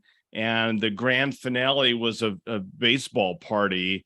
That was pretty neat, but that's not even the number one. But that was a pretty great event. But I think number one is when we went to Puerto Rico. That was really cool. We did the big event for, I'm trying to think of the name of the client, Rent-A-Center. And we were out on those little islands. We put a cache on that little island, and they had to go out with the kayaks to get it. And the storm came in, and those teams are really fighting to make it back without tipping over in the ocean. And that was, I think probably one of the premier, geoteaming events right there for me. That was, there's a little island that was used in Pirates of the Caribbean 4 at one of the top resorts in Puerto Rico. And to win this event, one of the ways to win the event was to go from the conference center down a funicular, which is like an angular elevator, right? Get a boat. You had to get a boat, and it goes to an island that they owned, and then you had to kayak to the small island, and then actually found a word that we hid on there. One team actually successfully did it. The other 7 teams that tried came back late. Yeah, and after the event, I actually snorkeled out to that island just to check it out. And no kidding, a black helicopter flew over, landed, kicked me off the island. This little yacht thing showed up, and this woman in a German accent said, "Get on the boat." I thought I was in a Bond film for a moment. And it turns out they were the film crew that rented the island for the day to film a show called The Big Sea that was on HBO or Showtime or something. But they rented the island to film, and so they kicked me off. But I got to ride back to the other island. It was pretty great adventure. It's like no one's going to believe a black helicopter just landed and kicked me off. So that was a fun event. Thank you so much, Jack. Anything else you want to share? Thank you so much for taking the time. And again, you're doing, what are you up to now? Since you have geocached with us, I know that you're up to almost a whole nother business in some ways. Well, I'm moving to Las Vegas right now. I've been speaking and training for a lot of years. I want to do keynote speaking pretty much full time. So I'm active with NSA in Las Vegas. And I also do television on occasion. I've got a show on Netflix right now, which is Pirate Gold of Adak Island, filmed in Adak, Alaska. That's on Netflix right now, where I got to blow up a bomb from World War II. Wow. Super cool. What's the show called? Pirate Gold of Adak Island. It's on Netflix right now. It's a Netflix original series. It went to top 4 worldwide, so we're hoping that we'll get another season out of it. All right. Thank you so much, Jack. Thanks, everybody. Excellent. Thank you so much, Jack. All right, let's see. Coming in next now, too, is this next person Miss Beth is responsible for. So Miss Beth went on a cruise, and of course, she's a karaoke singer, right? So she goes to go karaoke, and she meets this other person. Then a pandemic happens, right? And then she goes to this other person going, we met singing karaoke. You need to come to karaoke, right? And then on top of that, later on, Donna, who is going to speak a little bit later, is going to come back in and says, why don't you ask her to work with you? And so we end up having some of the best adventures. One of my best virtual producers. Let's welcome to the stage the one and only Karen Slomer. Hi, Karen. Hello.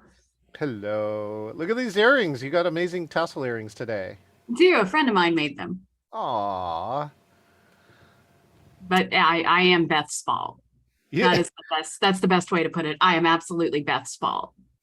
And it wasn't, we weren't even doing karaoke on the cruise. We just sang that loud that we found each other in the piano bar. And she became obsessed because my mother-in-law played the spoons. She carries a set of spoons in her purse to play along with music as it comes up. She was playing spoons on the cruise. Yes. Oh, I didn't even know that part of the story. Yep. Oh my goodness. Karen, what do you want to share today? I have a video that I would like to at least share a part of you. Because a lot of you know, I was hospitalized earlier this year for multi-organ failure. I mean, when I do it, I do it well.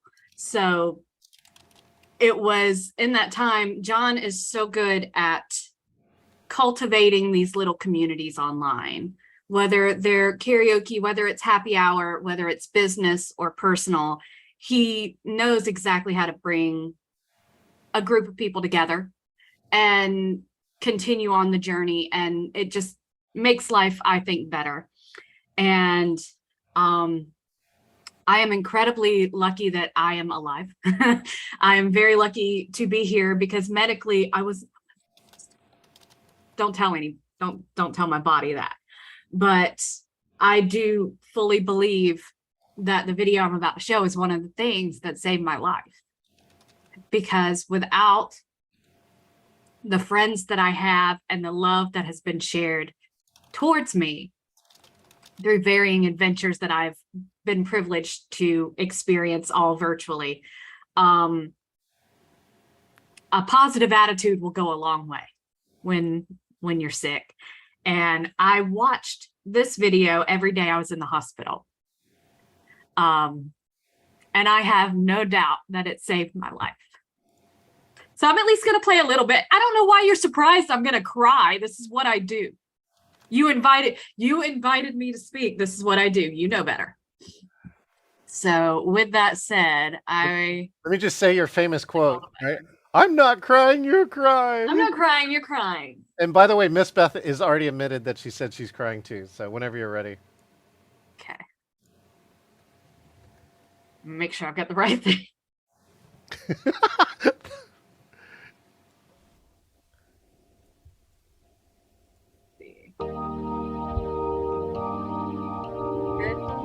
Yes, good job.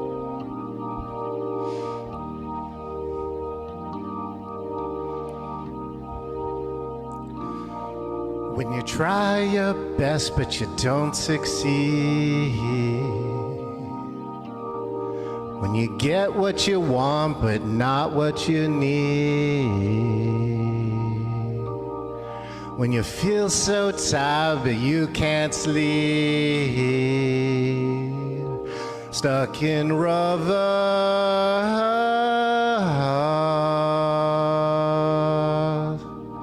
And the tears come streaming down your face.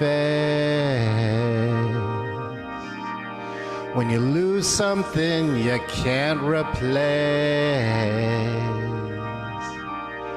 When you love someone but it goes to waste. Could it be worse?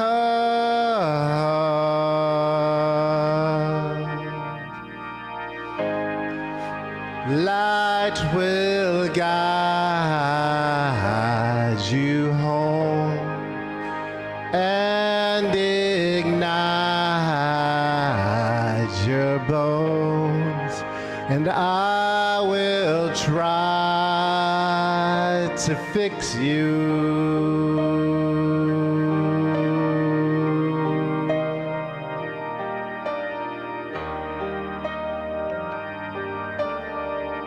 And I'll stop there because I know it gets sappy enough, but that karaoke night meant the world.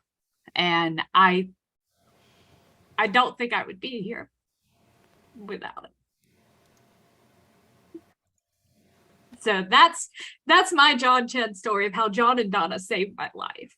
Aww. Karen, we're so happy that we met you. I'm so glad that Donna told me to come work with you. You've been one of my favorite team members to work with.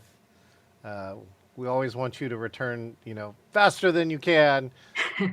But we're always here every moment with you and supporting you. And we love when you get a chance now to show up, and it's totally okay if you don't. So thank you for that, Karen.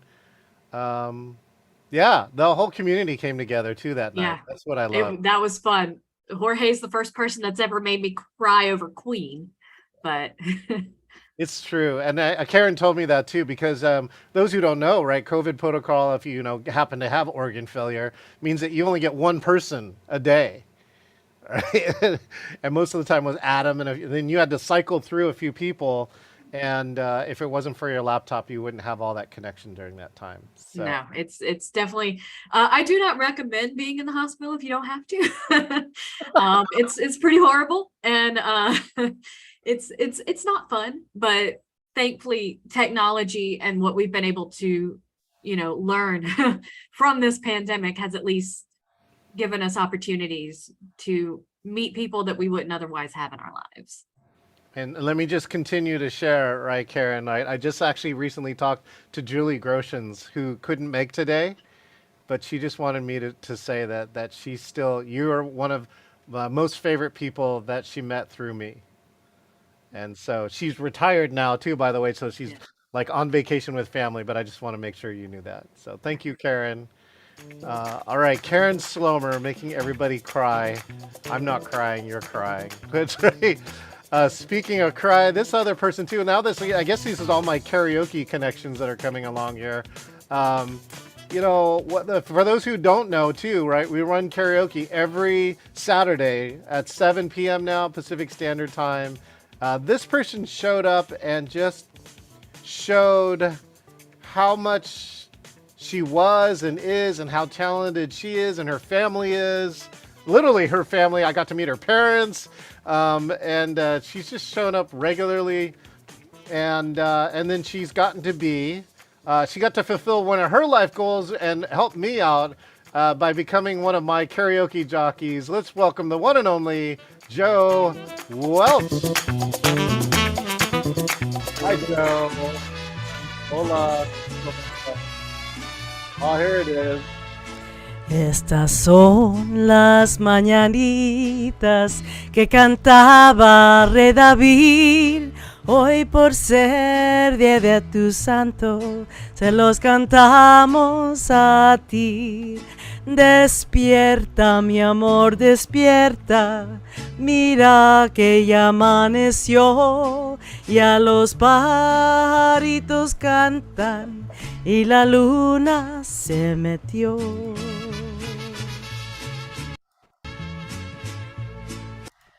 Oh. So that is the song that my mom sings and plays actually on a record to everybody she loves. And so I want to start my few minutes of celebrating you with just the traditional birthday song. And I'm not sure if we've said this aloud, but you and JQ, because you're the 26th, you and JQ share a birthday, and JQ's going to just pop their face in over here. Hold on a second. What? JQ Day. Oh! Ah, that is my college child. We are moving our heart to New York, and they do sing as well. So my name is Jeanette Ocampo Welch. People call me Joe. I'm a first-generation Latina, and I am an extrovert and an action verb. And I got to tell you, in a million years, I don't think you and I have had this deep of a conversation. I've learned more tonight than I have in all of our conversations, because we tend to do things, right? It goes back to that action verb, the playtime, the big kid. I speak karaoke, as well as tech and geek and nerd and people and inclusion and Spanish, English, and sign language. So all of these things, I mean, are just that seems like just the tip of the John Chen iceberg, where almost anything I do, there's like some sort of counterpart in John's life. I've met people, the amazing karaoke family here, and what's funny is that on the most part, that's most of our interaction. However, I have been invited to check off some other bucket lists. I have for the Cascadia conference, I was the opening song, and I got to sing to open a conference, so I got to check that. I get to be a sub KJ, check that. And the depth of business, the fact that you and I haven't even talked about that, John Chen, to me, is one of the people in my life that I will follow everywhere.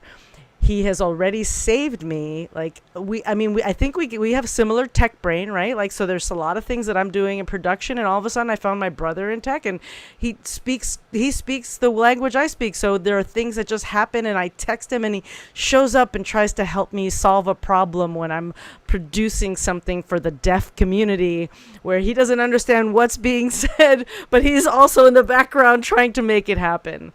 I took some notes because I just love the things that people were saying. And, you know, what I got from this, and John, you have to pinky promise me, is one, I would say that I haven't seen his legs, but actually he stands up. He stands up when he sings, but we have a community where I have not actually been physically in person with John.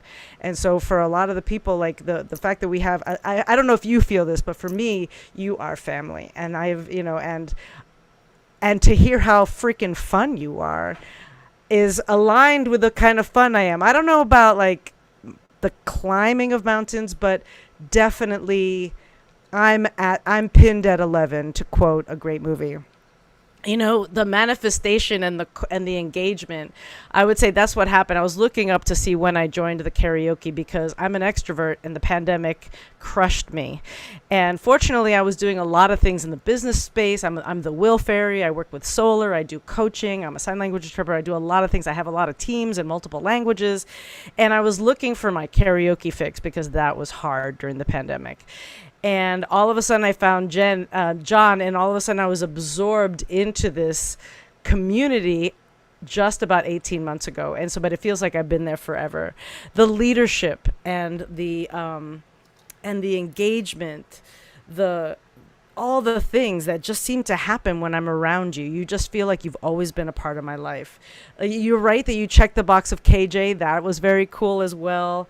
And I came with a lot of Zoom knowledge, and just by being around you and geeking out with you, you elevate me, you escalate me, you move the things that I'm doing at such a record pace. And I honestly feel that I have barely, gotten a chance to even understand what the iceberg is under all of this. John Chen, your family to me, whether it's a cousin, a brother, just, whatever it is, I want to just thank you, because I don't know how my family would have done if I hadn't had karaoke every single night.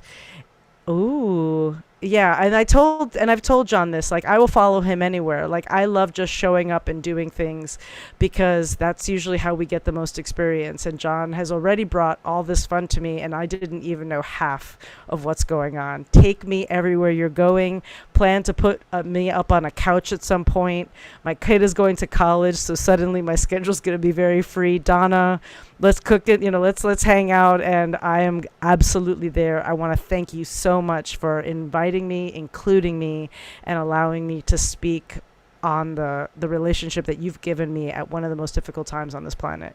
So John, you're amazing, and here's to you. Oh, cheers. Thank you, Joe. Joe, too, made friends with my MPI Meeting Professional International friends by doing the opening song, Rise Up, when the name of their conference was themed Rise Up. And the chat just blew up going, this is like the most beautiful way to start a conference. And I just want to make sure you remember that moment that we I absolutely do. And I do want to say that, just to mention JQ, my kid is a singer and an artist. My husband is Monster Mike Welch. He's an international blues musician.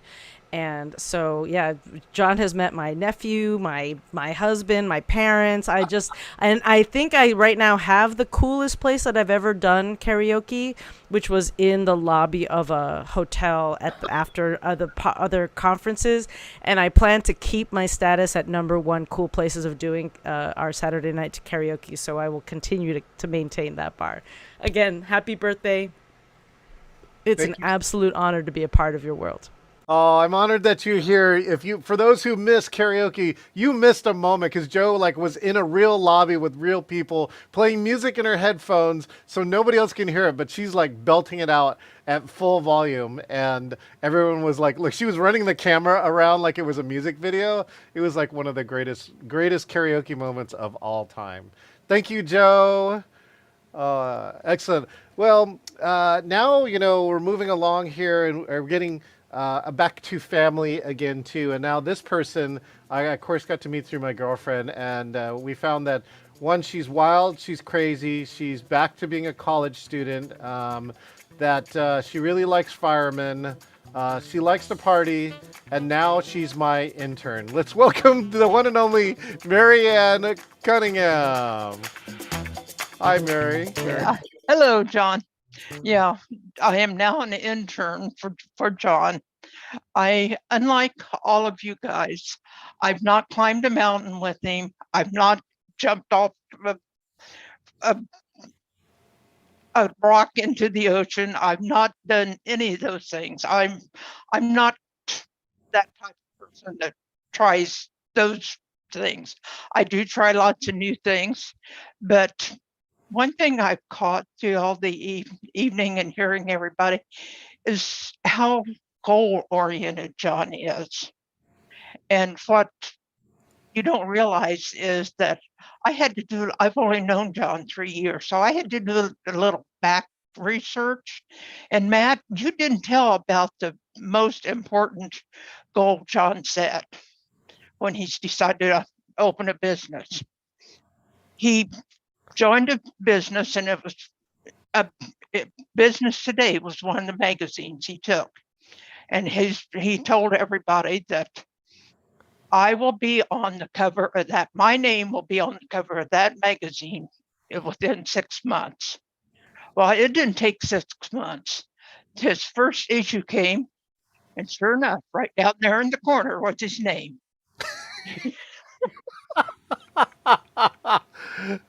Genius. He was on the cover of his name was on the cover of the magazine, one of his first goals that he ever set. So, John, I want to congratulate you on your birthday, on your business. It's been fantastic. I'm glad I have got to know you as a son, as a friend of Donna's, as a wonderful person, as a mentor, and I'm just privileged to know you. Thank you, Marianne. Thank you, of course, for supporting Donna to where she is today, and your amazing family.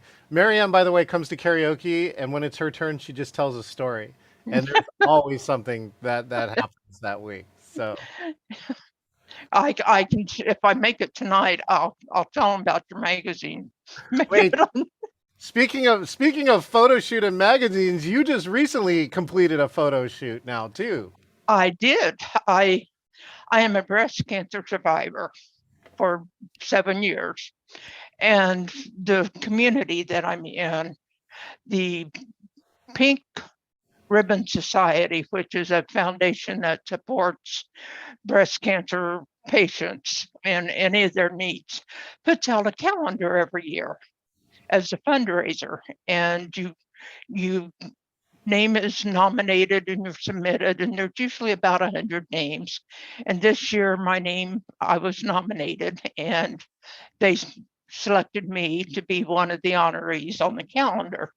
So it comes out next month. We'll see. I have no idea what the picture's going to look like. I haven't seen them.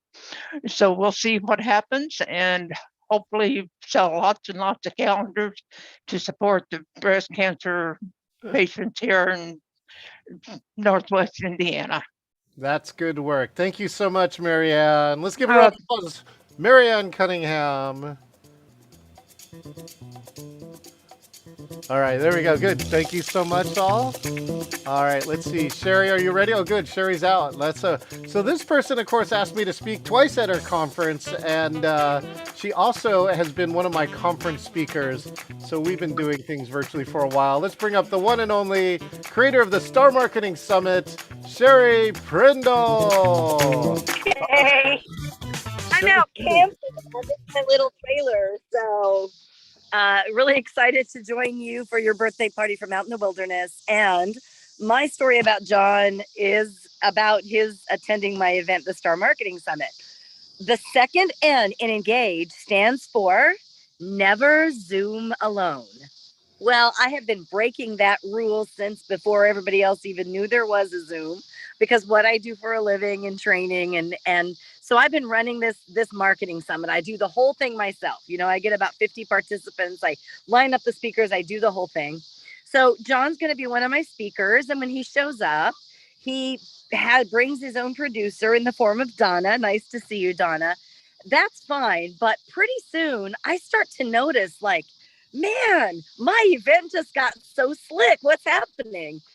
And little by little, John is just kind of slipping in there. He's like spotlighting the speaker.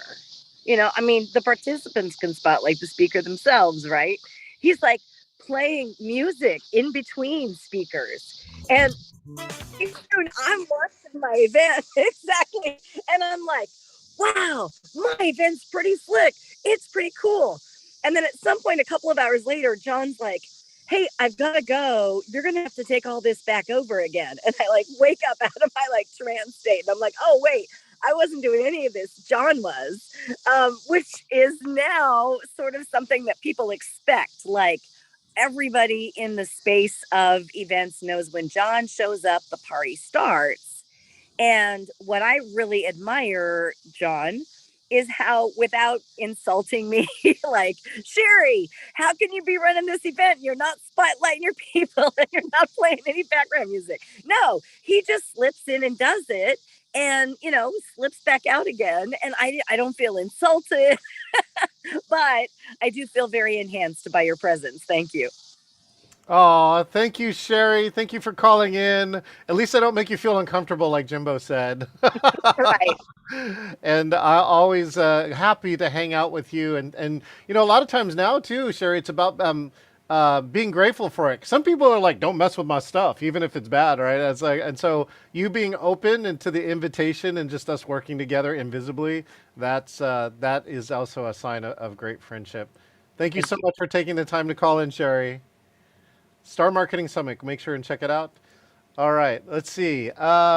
So I got a couple other stories here to share along the way, because yeah, that's what happened to the company. We went from geocaching, and that really needed to change inside of the company because geocaching is really not a good face-to-face business. I got a couple of more stories, and then we're going to close up for the day. This next one too is about somebody who said, we got this love of technology. This person, Colleen Barker Lowe, came in, met at Thatch's conference. She came in and sought me out because she wanted to win this contest, but her previous belief was that she hates technology. And now her and her real estate, she's actually one of the top live streamers in her county and area. So here's how she said happy birthday to me. Happy birthday to you, happy birthday to you. We wish you a happy birthday to you. Hi, John. Congratulations on 25 years of being a successful business person. You're just amazing, and I'm so proud of you. I wanted to share with you how much you've had an impact on my life, and I appreciate that when I was at Thatch's event there in Seattle, I really wanted to win first prize so I could go in the bus and win the first prize, but I didn't know how to do it, and I was technologically challenged at the time, up until then, and so I came and tracked you down in the hallway, and oh, look at the bell, and then I had you teach me how to do it, and you showed me patiently how to do it, and I won.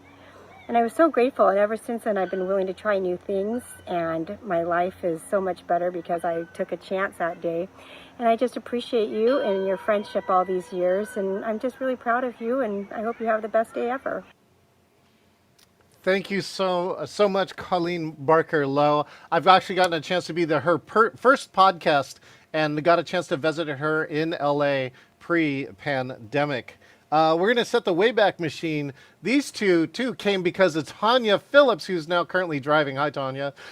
She introduced me to this amazing person who retired but then became a course designer with us. And then her partner became one of our facilitators. Let's hear from Julie and Roger Crozier. Hey, John and everyone.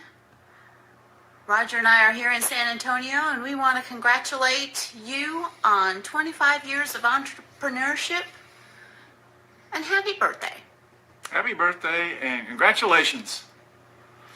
So we've got a couple of stories that we want to tell. Of course, every geoteaming event is unique and interesting on its own, but we have a couple memorable ones. We do. One that wheelchair event where we were doing a service project with a group to assemble wheelchairs for facilities that needed them, and the whole event was based on them earning parts to put together. But when we received the wheelchairs, they were already all assembled, and we had to take them all apart so that they could reassemble them for the event. We had to disassemble 9 wheelchairs so our teams could reassemble them later. That was quite a project, but it turned out to be a great event, as usual. Okay, the second memorable event is we had it was an event in Houston, Texas for the Entrepreneurs Association, a group of successful entrepreneurs. I think you had to have earned $1 million in the last year to be invited into this group. I was working the kayak station, which was the farthest away. It was about a mile away from the event venue. And so, by the time the teams got there, they'd already gone at least a mile. So here comes this team, and one of the gals had chosen her stilettos to wear to this event. And she was an unhappy camper in her little stilettos, and her husband or boyfriend or team leader, whoever it was, saw me there in my sports sandals being all comfortable, and he offered to buy my sports sandals from me for $100. And I said, no, you can't buy my sandals, but you can rent them. And I took off my sports sandals, handed them to her, and then I just walked around back barefoot and handed her stilettos back to her when I got back to the event, and earned $100. But we've had some great experiences. We got the opportunity to go to some wonderful places. A couple of times we got to see the beautiful state of Hawaii, once on Lanai and once in Oahu. The Lanai was really a special treat. That was a beautiful location, special event. It was wonderful. We also did a cool event at a ranch in Tucson. That was one of the coolest places we went. Yeah, we also went to on a private mountain up in the White Mountains of New Hampshire, and we got to set up the course on ATVs they had for us to ram around through the woods.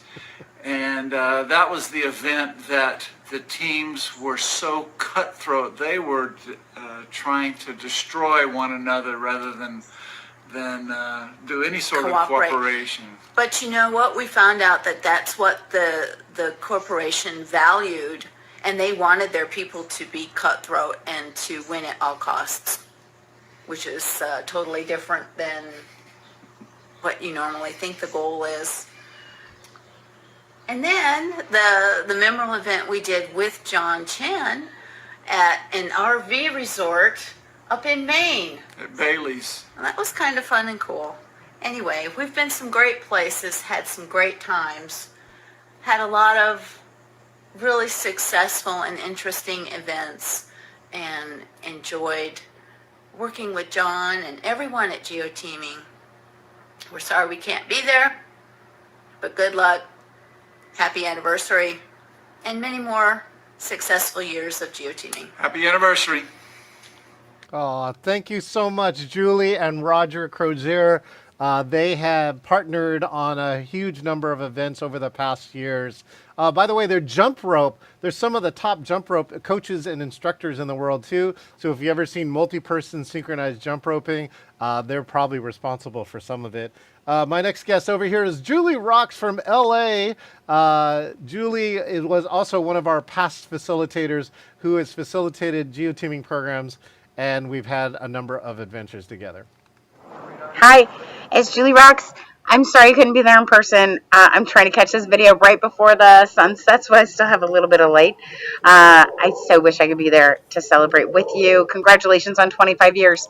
I did write something for you, and I apologize if it comes across as reading. I did my best. So, in thinking about John, the most memorable story I have is Joshua Tree with John. So I looked it up, and what I found is Joshua Tree Forest tells a story of survival, resilience, and beauty born through perseverance. I could use the same description for Geoteaming and John Chen. Here's what happened. We were to meet John at a campsite, not just any campsite, but a VIP site where only the staff rangers are allowed. Only VIP for John.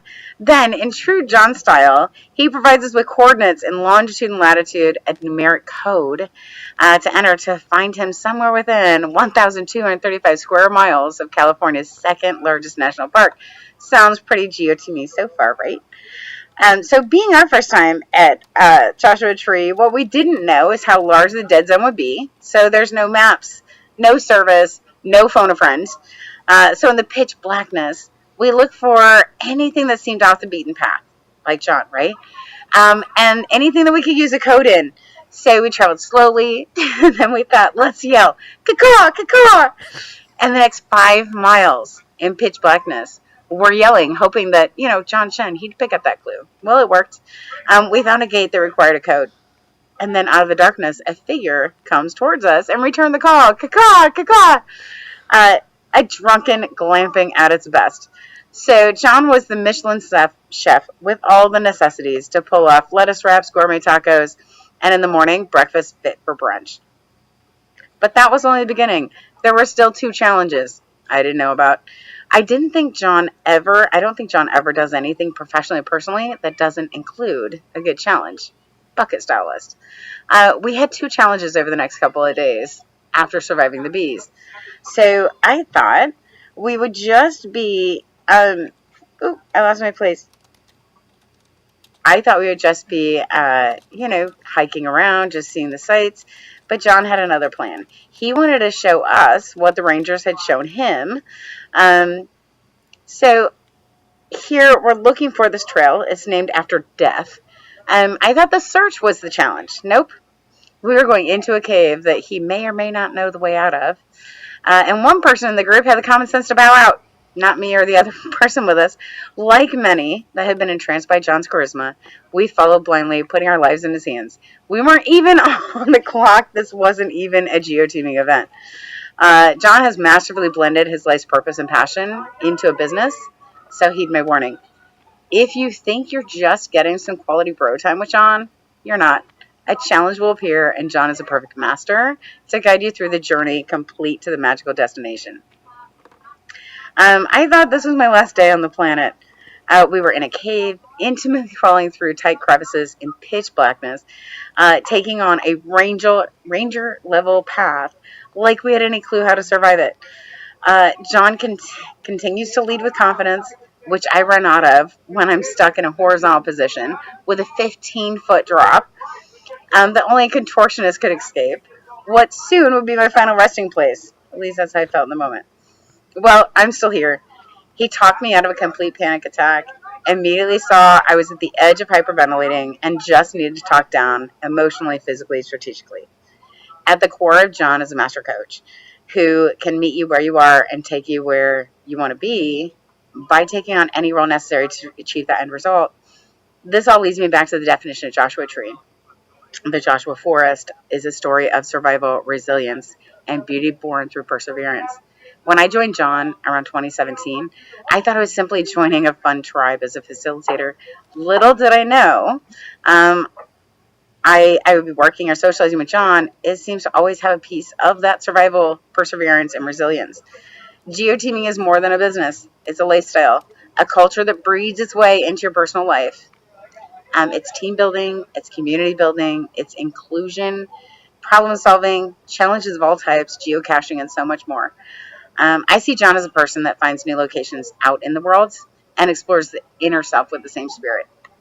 John Chen brings the awesome sauce, the tech, all the love and camaraderie you will ever need to conquer the world, or simply a geoteaming or engaging virtual event. Speaking of survival, I have great respect for John and his leadership and coaching skills. A client of mine used to say, "Don't mistake kindness for weakness." This phrase fits John well, although he doesn't have to say it. He also goes by, I see him fitting the give someone just enough rope and they'll hang themselves. Rather than knowing they will fail, though, in John's leadership style, he will give you every opportunity to pull yourself up by that same rope, even if it means the team needs to regroup in the middle of an event. So if I were doing an event and I had a staffing issue, I would get through it with whatever grace I could muster and handle the staffing issue post-event, in the debrief. Not John. The same as challenges he handles in life and the world at large head on. I was also impressed with John from our first meeting and event in San Diego. I'm sure I'll agree he leaves a lasting impression. Well, when I and another veteran facilitator approached him at the crack of dawn with a laundry list of complaints about another staffer, John says, "Well, let's go to breakfast." My heart was racing, to say the least. I was truly hoping John would handle this one-on-one, and the staffer would have been excused from the event. I wasn't expecting to see her that morning. Although uncomfortable, this was a real teaching moment for me. With a matter-of-fact coaching and leadership style, he made us meet face-to-face and moderated as we covered and provided everyone the chance to clear the air or hang themselves. Even though I was still infuriated with the staffer, John found a way to bring the emotions down and the truth out.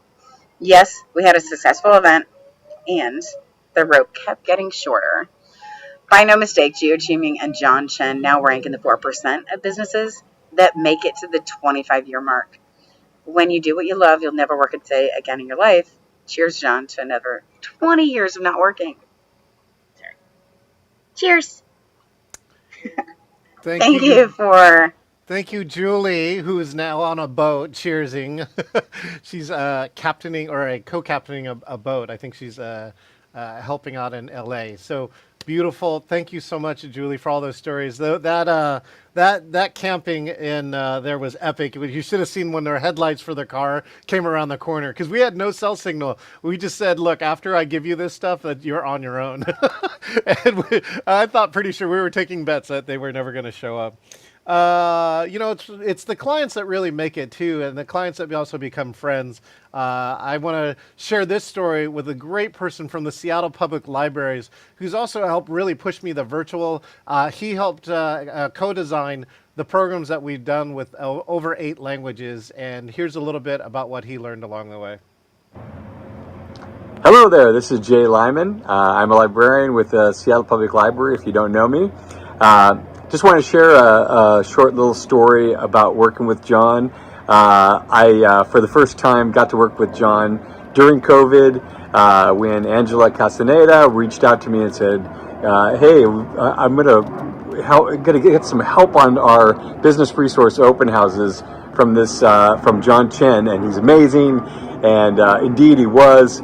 I just like some moments I think about are like, in some of our tech rehearsals, struggling through figuring out like how the technology works, how we were going to make it work, and man, just appreciate John's efforts and figuring all that stuff out, and then sharing it with me too. So good times have been had.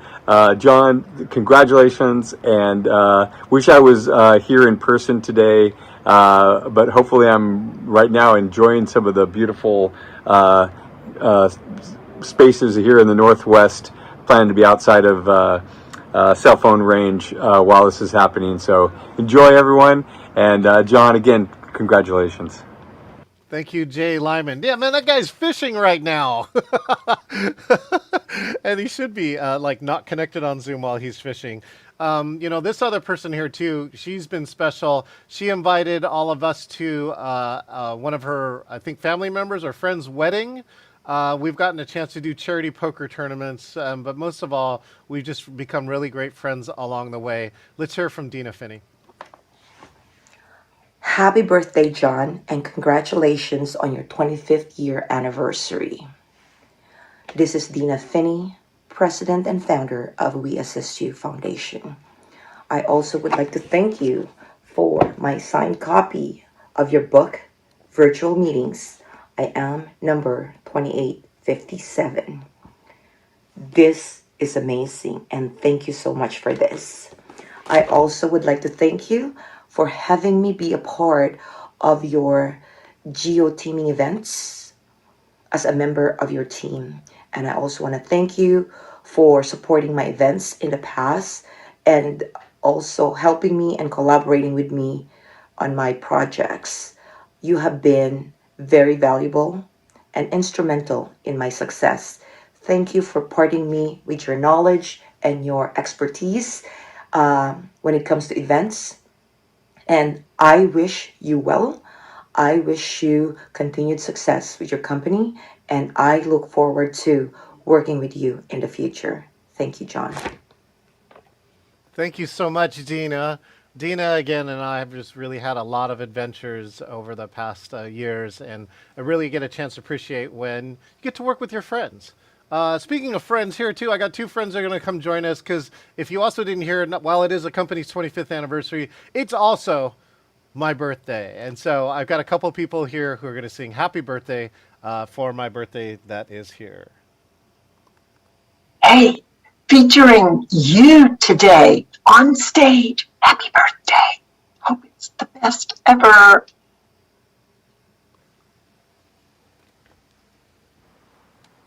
Happy birthday to you. Happy birthday to you. Happy birthday, dear John Chen. Well, happy birthday to you.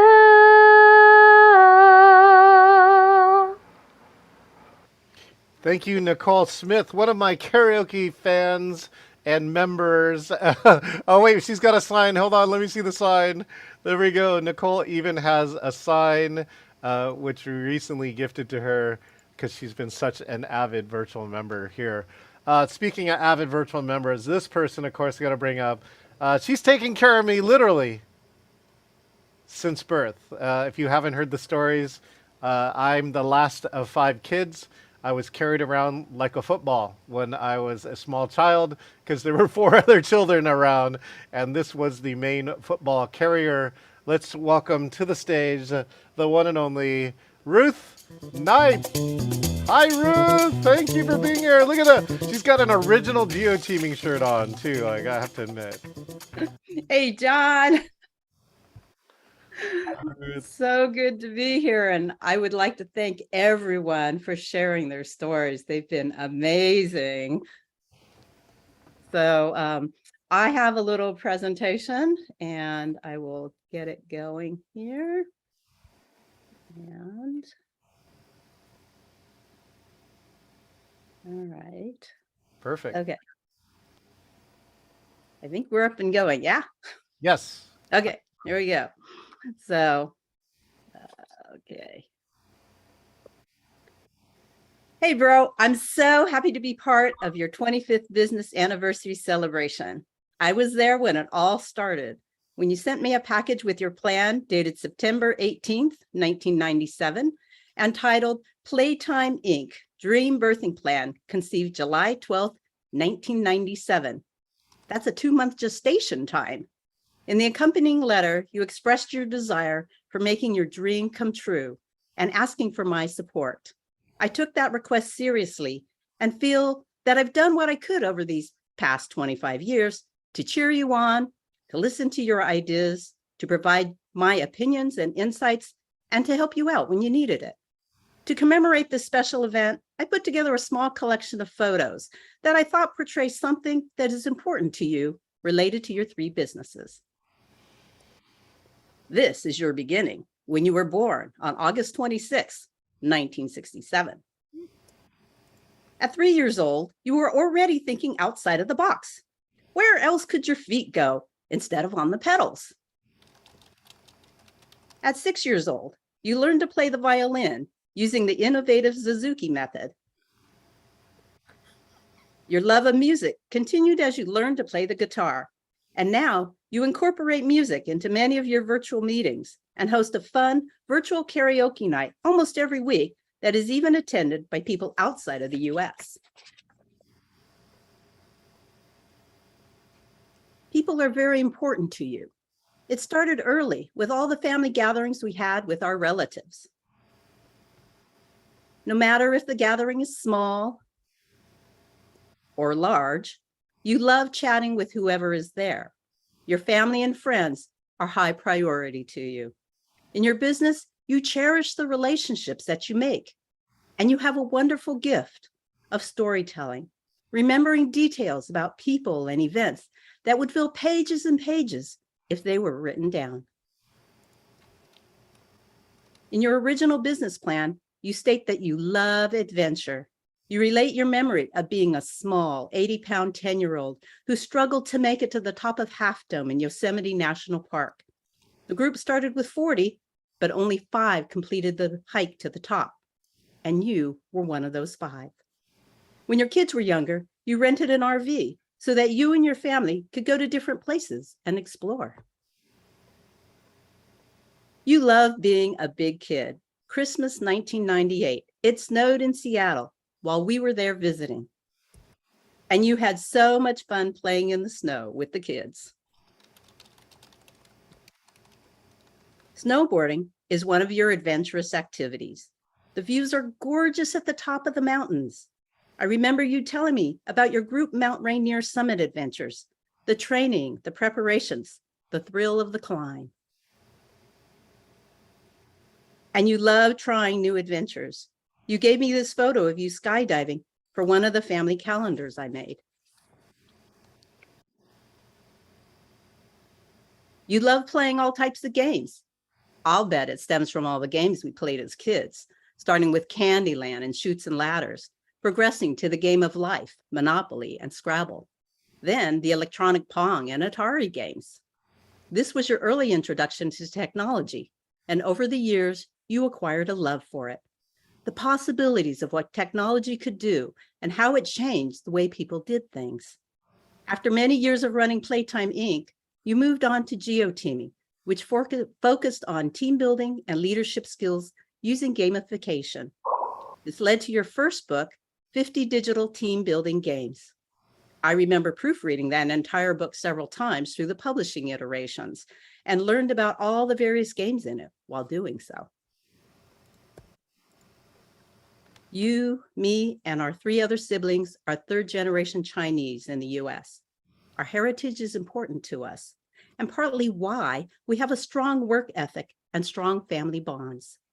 Our grandfather on our mother's side came to the US from China as a paper son, seeking a better life than the famine that ravaged China. You created a booklet to tell the story of our grandfather's journey to the US. And later, you shared this story when you created an online game that people could play while visiting Angel Island out in San Francisco Bay. This is where an immigration station had been set up in 1910 for foreign people to enter the US, which included many Chinese people. You wanted a fun way for people to learn about Chinese immigration via our family's history.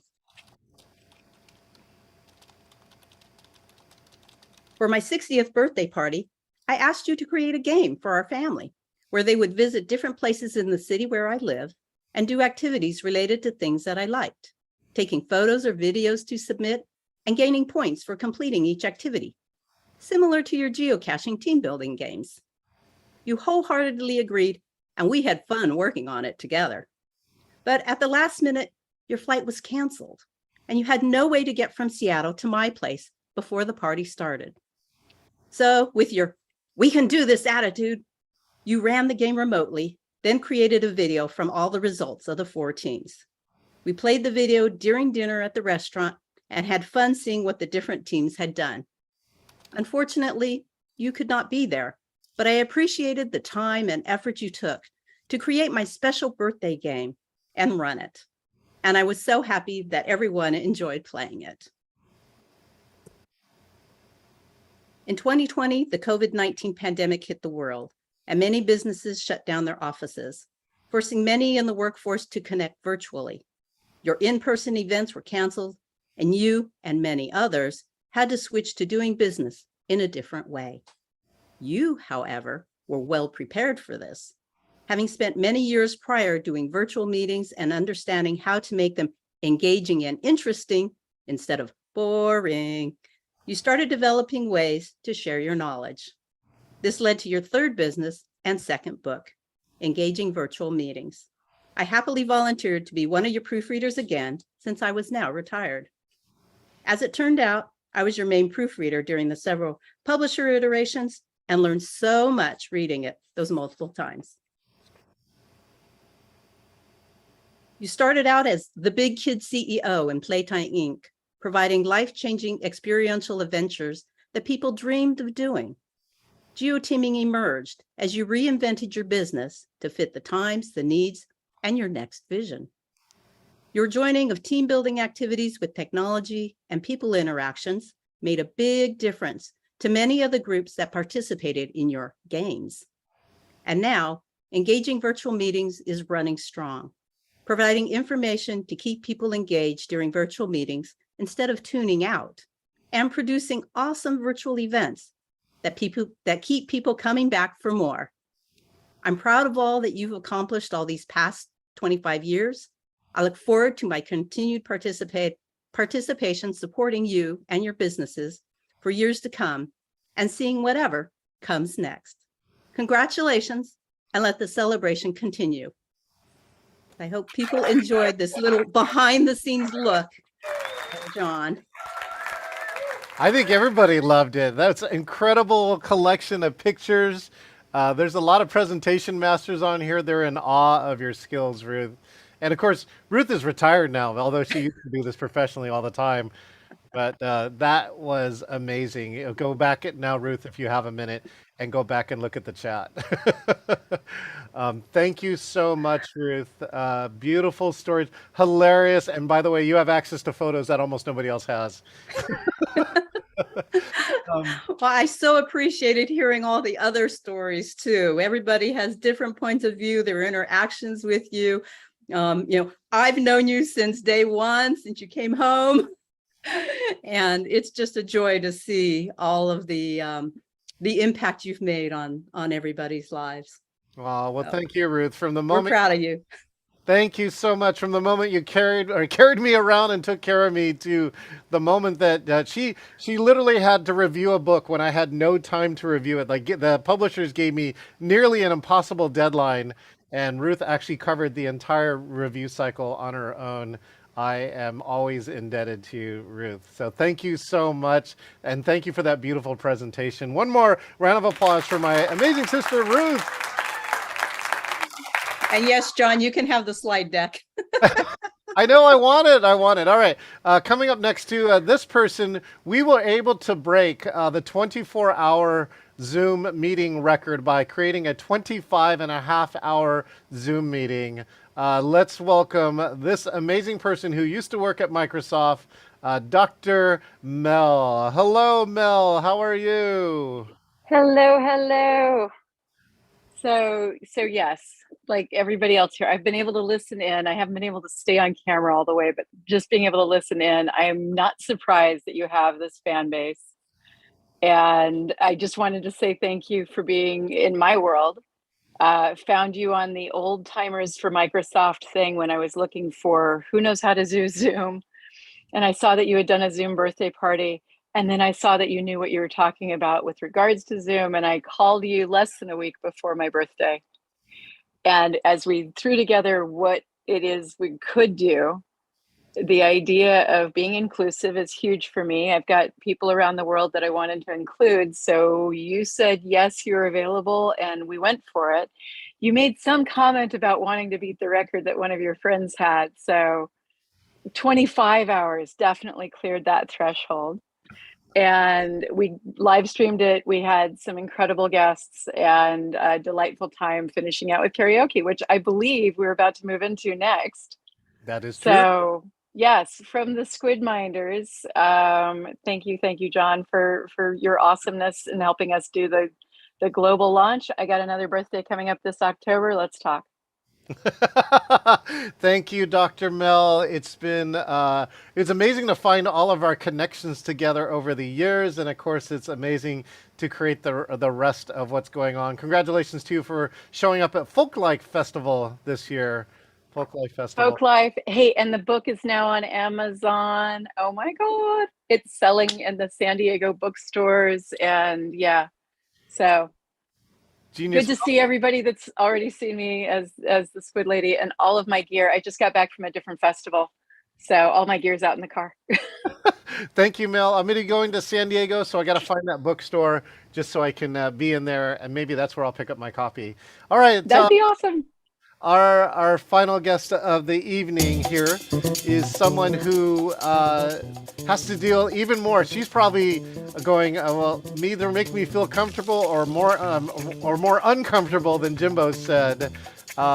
We met a few years ago, and now we share a space as well as fun and other things. Let's bring to the stage the one and only Donna Cunningham. Hello, Donna. Hi, John. This has been a lot of fun. I bet you probably learned more stories in the last 2 hours than maybe the past 4 or 5 years or 6 or whatever. Yeah, it could be close, but I was trying to figure out what to talk about. And my favorite story is the day that we met. So I gotta go this way. And that's a whole fun story, and I'm so glad that we made sure that we were going to be hanging out. And I remember our first date, you told me about geoteaming and your plan and kind of the history of where you were. And then on our second date, you took me all over and had planned out a day. It was incredible fun, and in like under 2 hours. It was just, how do you do this? And then I realized, oh, you're like an event planner, so you kind of know what you're doing. But every date that we went on and went out somewhere, you always had a friend. You always had somebody that we'd run into that knew you. And if you kind of judge somebody by who they hang out with, you know, you're aces. So you have an amazing group of people that are part of your world. And I am very fortunate that I've gotten to be part of your world in this pandemic. And, this week, John brought me a cup of coffee while I was in a meeting. And so they're like, did someone just bring you a cup of coffee? Yes. I have a good life. And I am very blessed that I get to spend it with you. So what I wanted to think about what I was going to tell of the story for this is kind of what view did I have that other people might not have.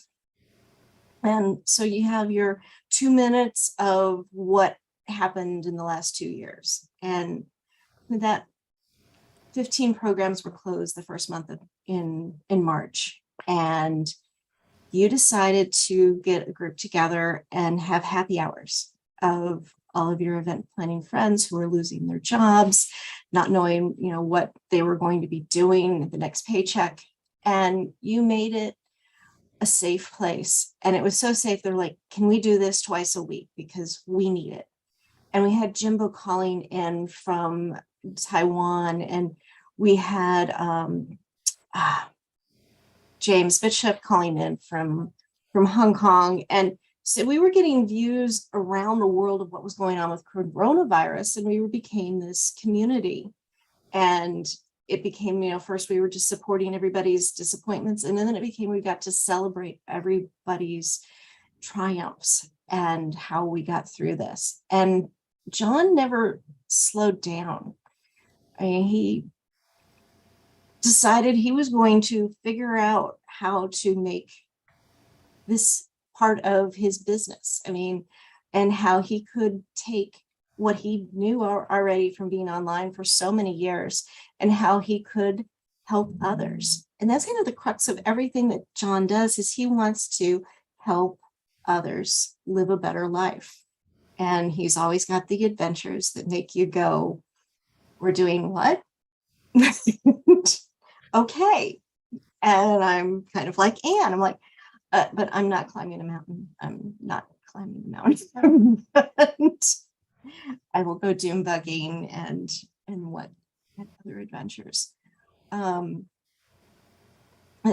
John also created the karaoke, and that was his love of music.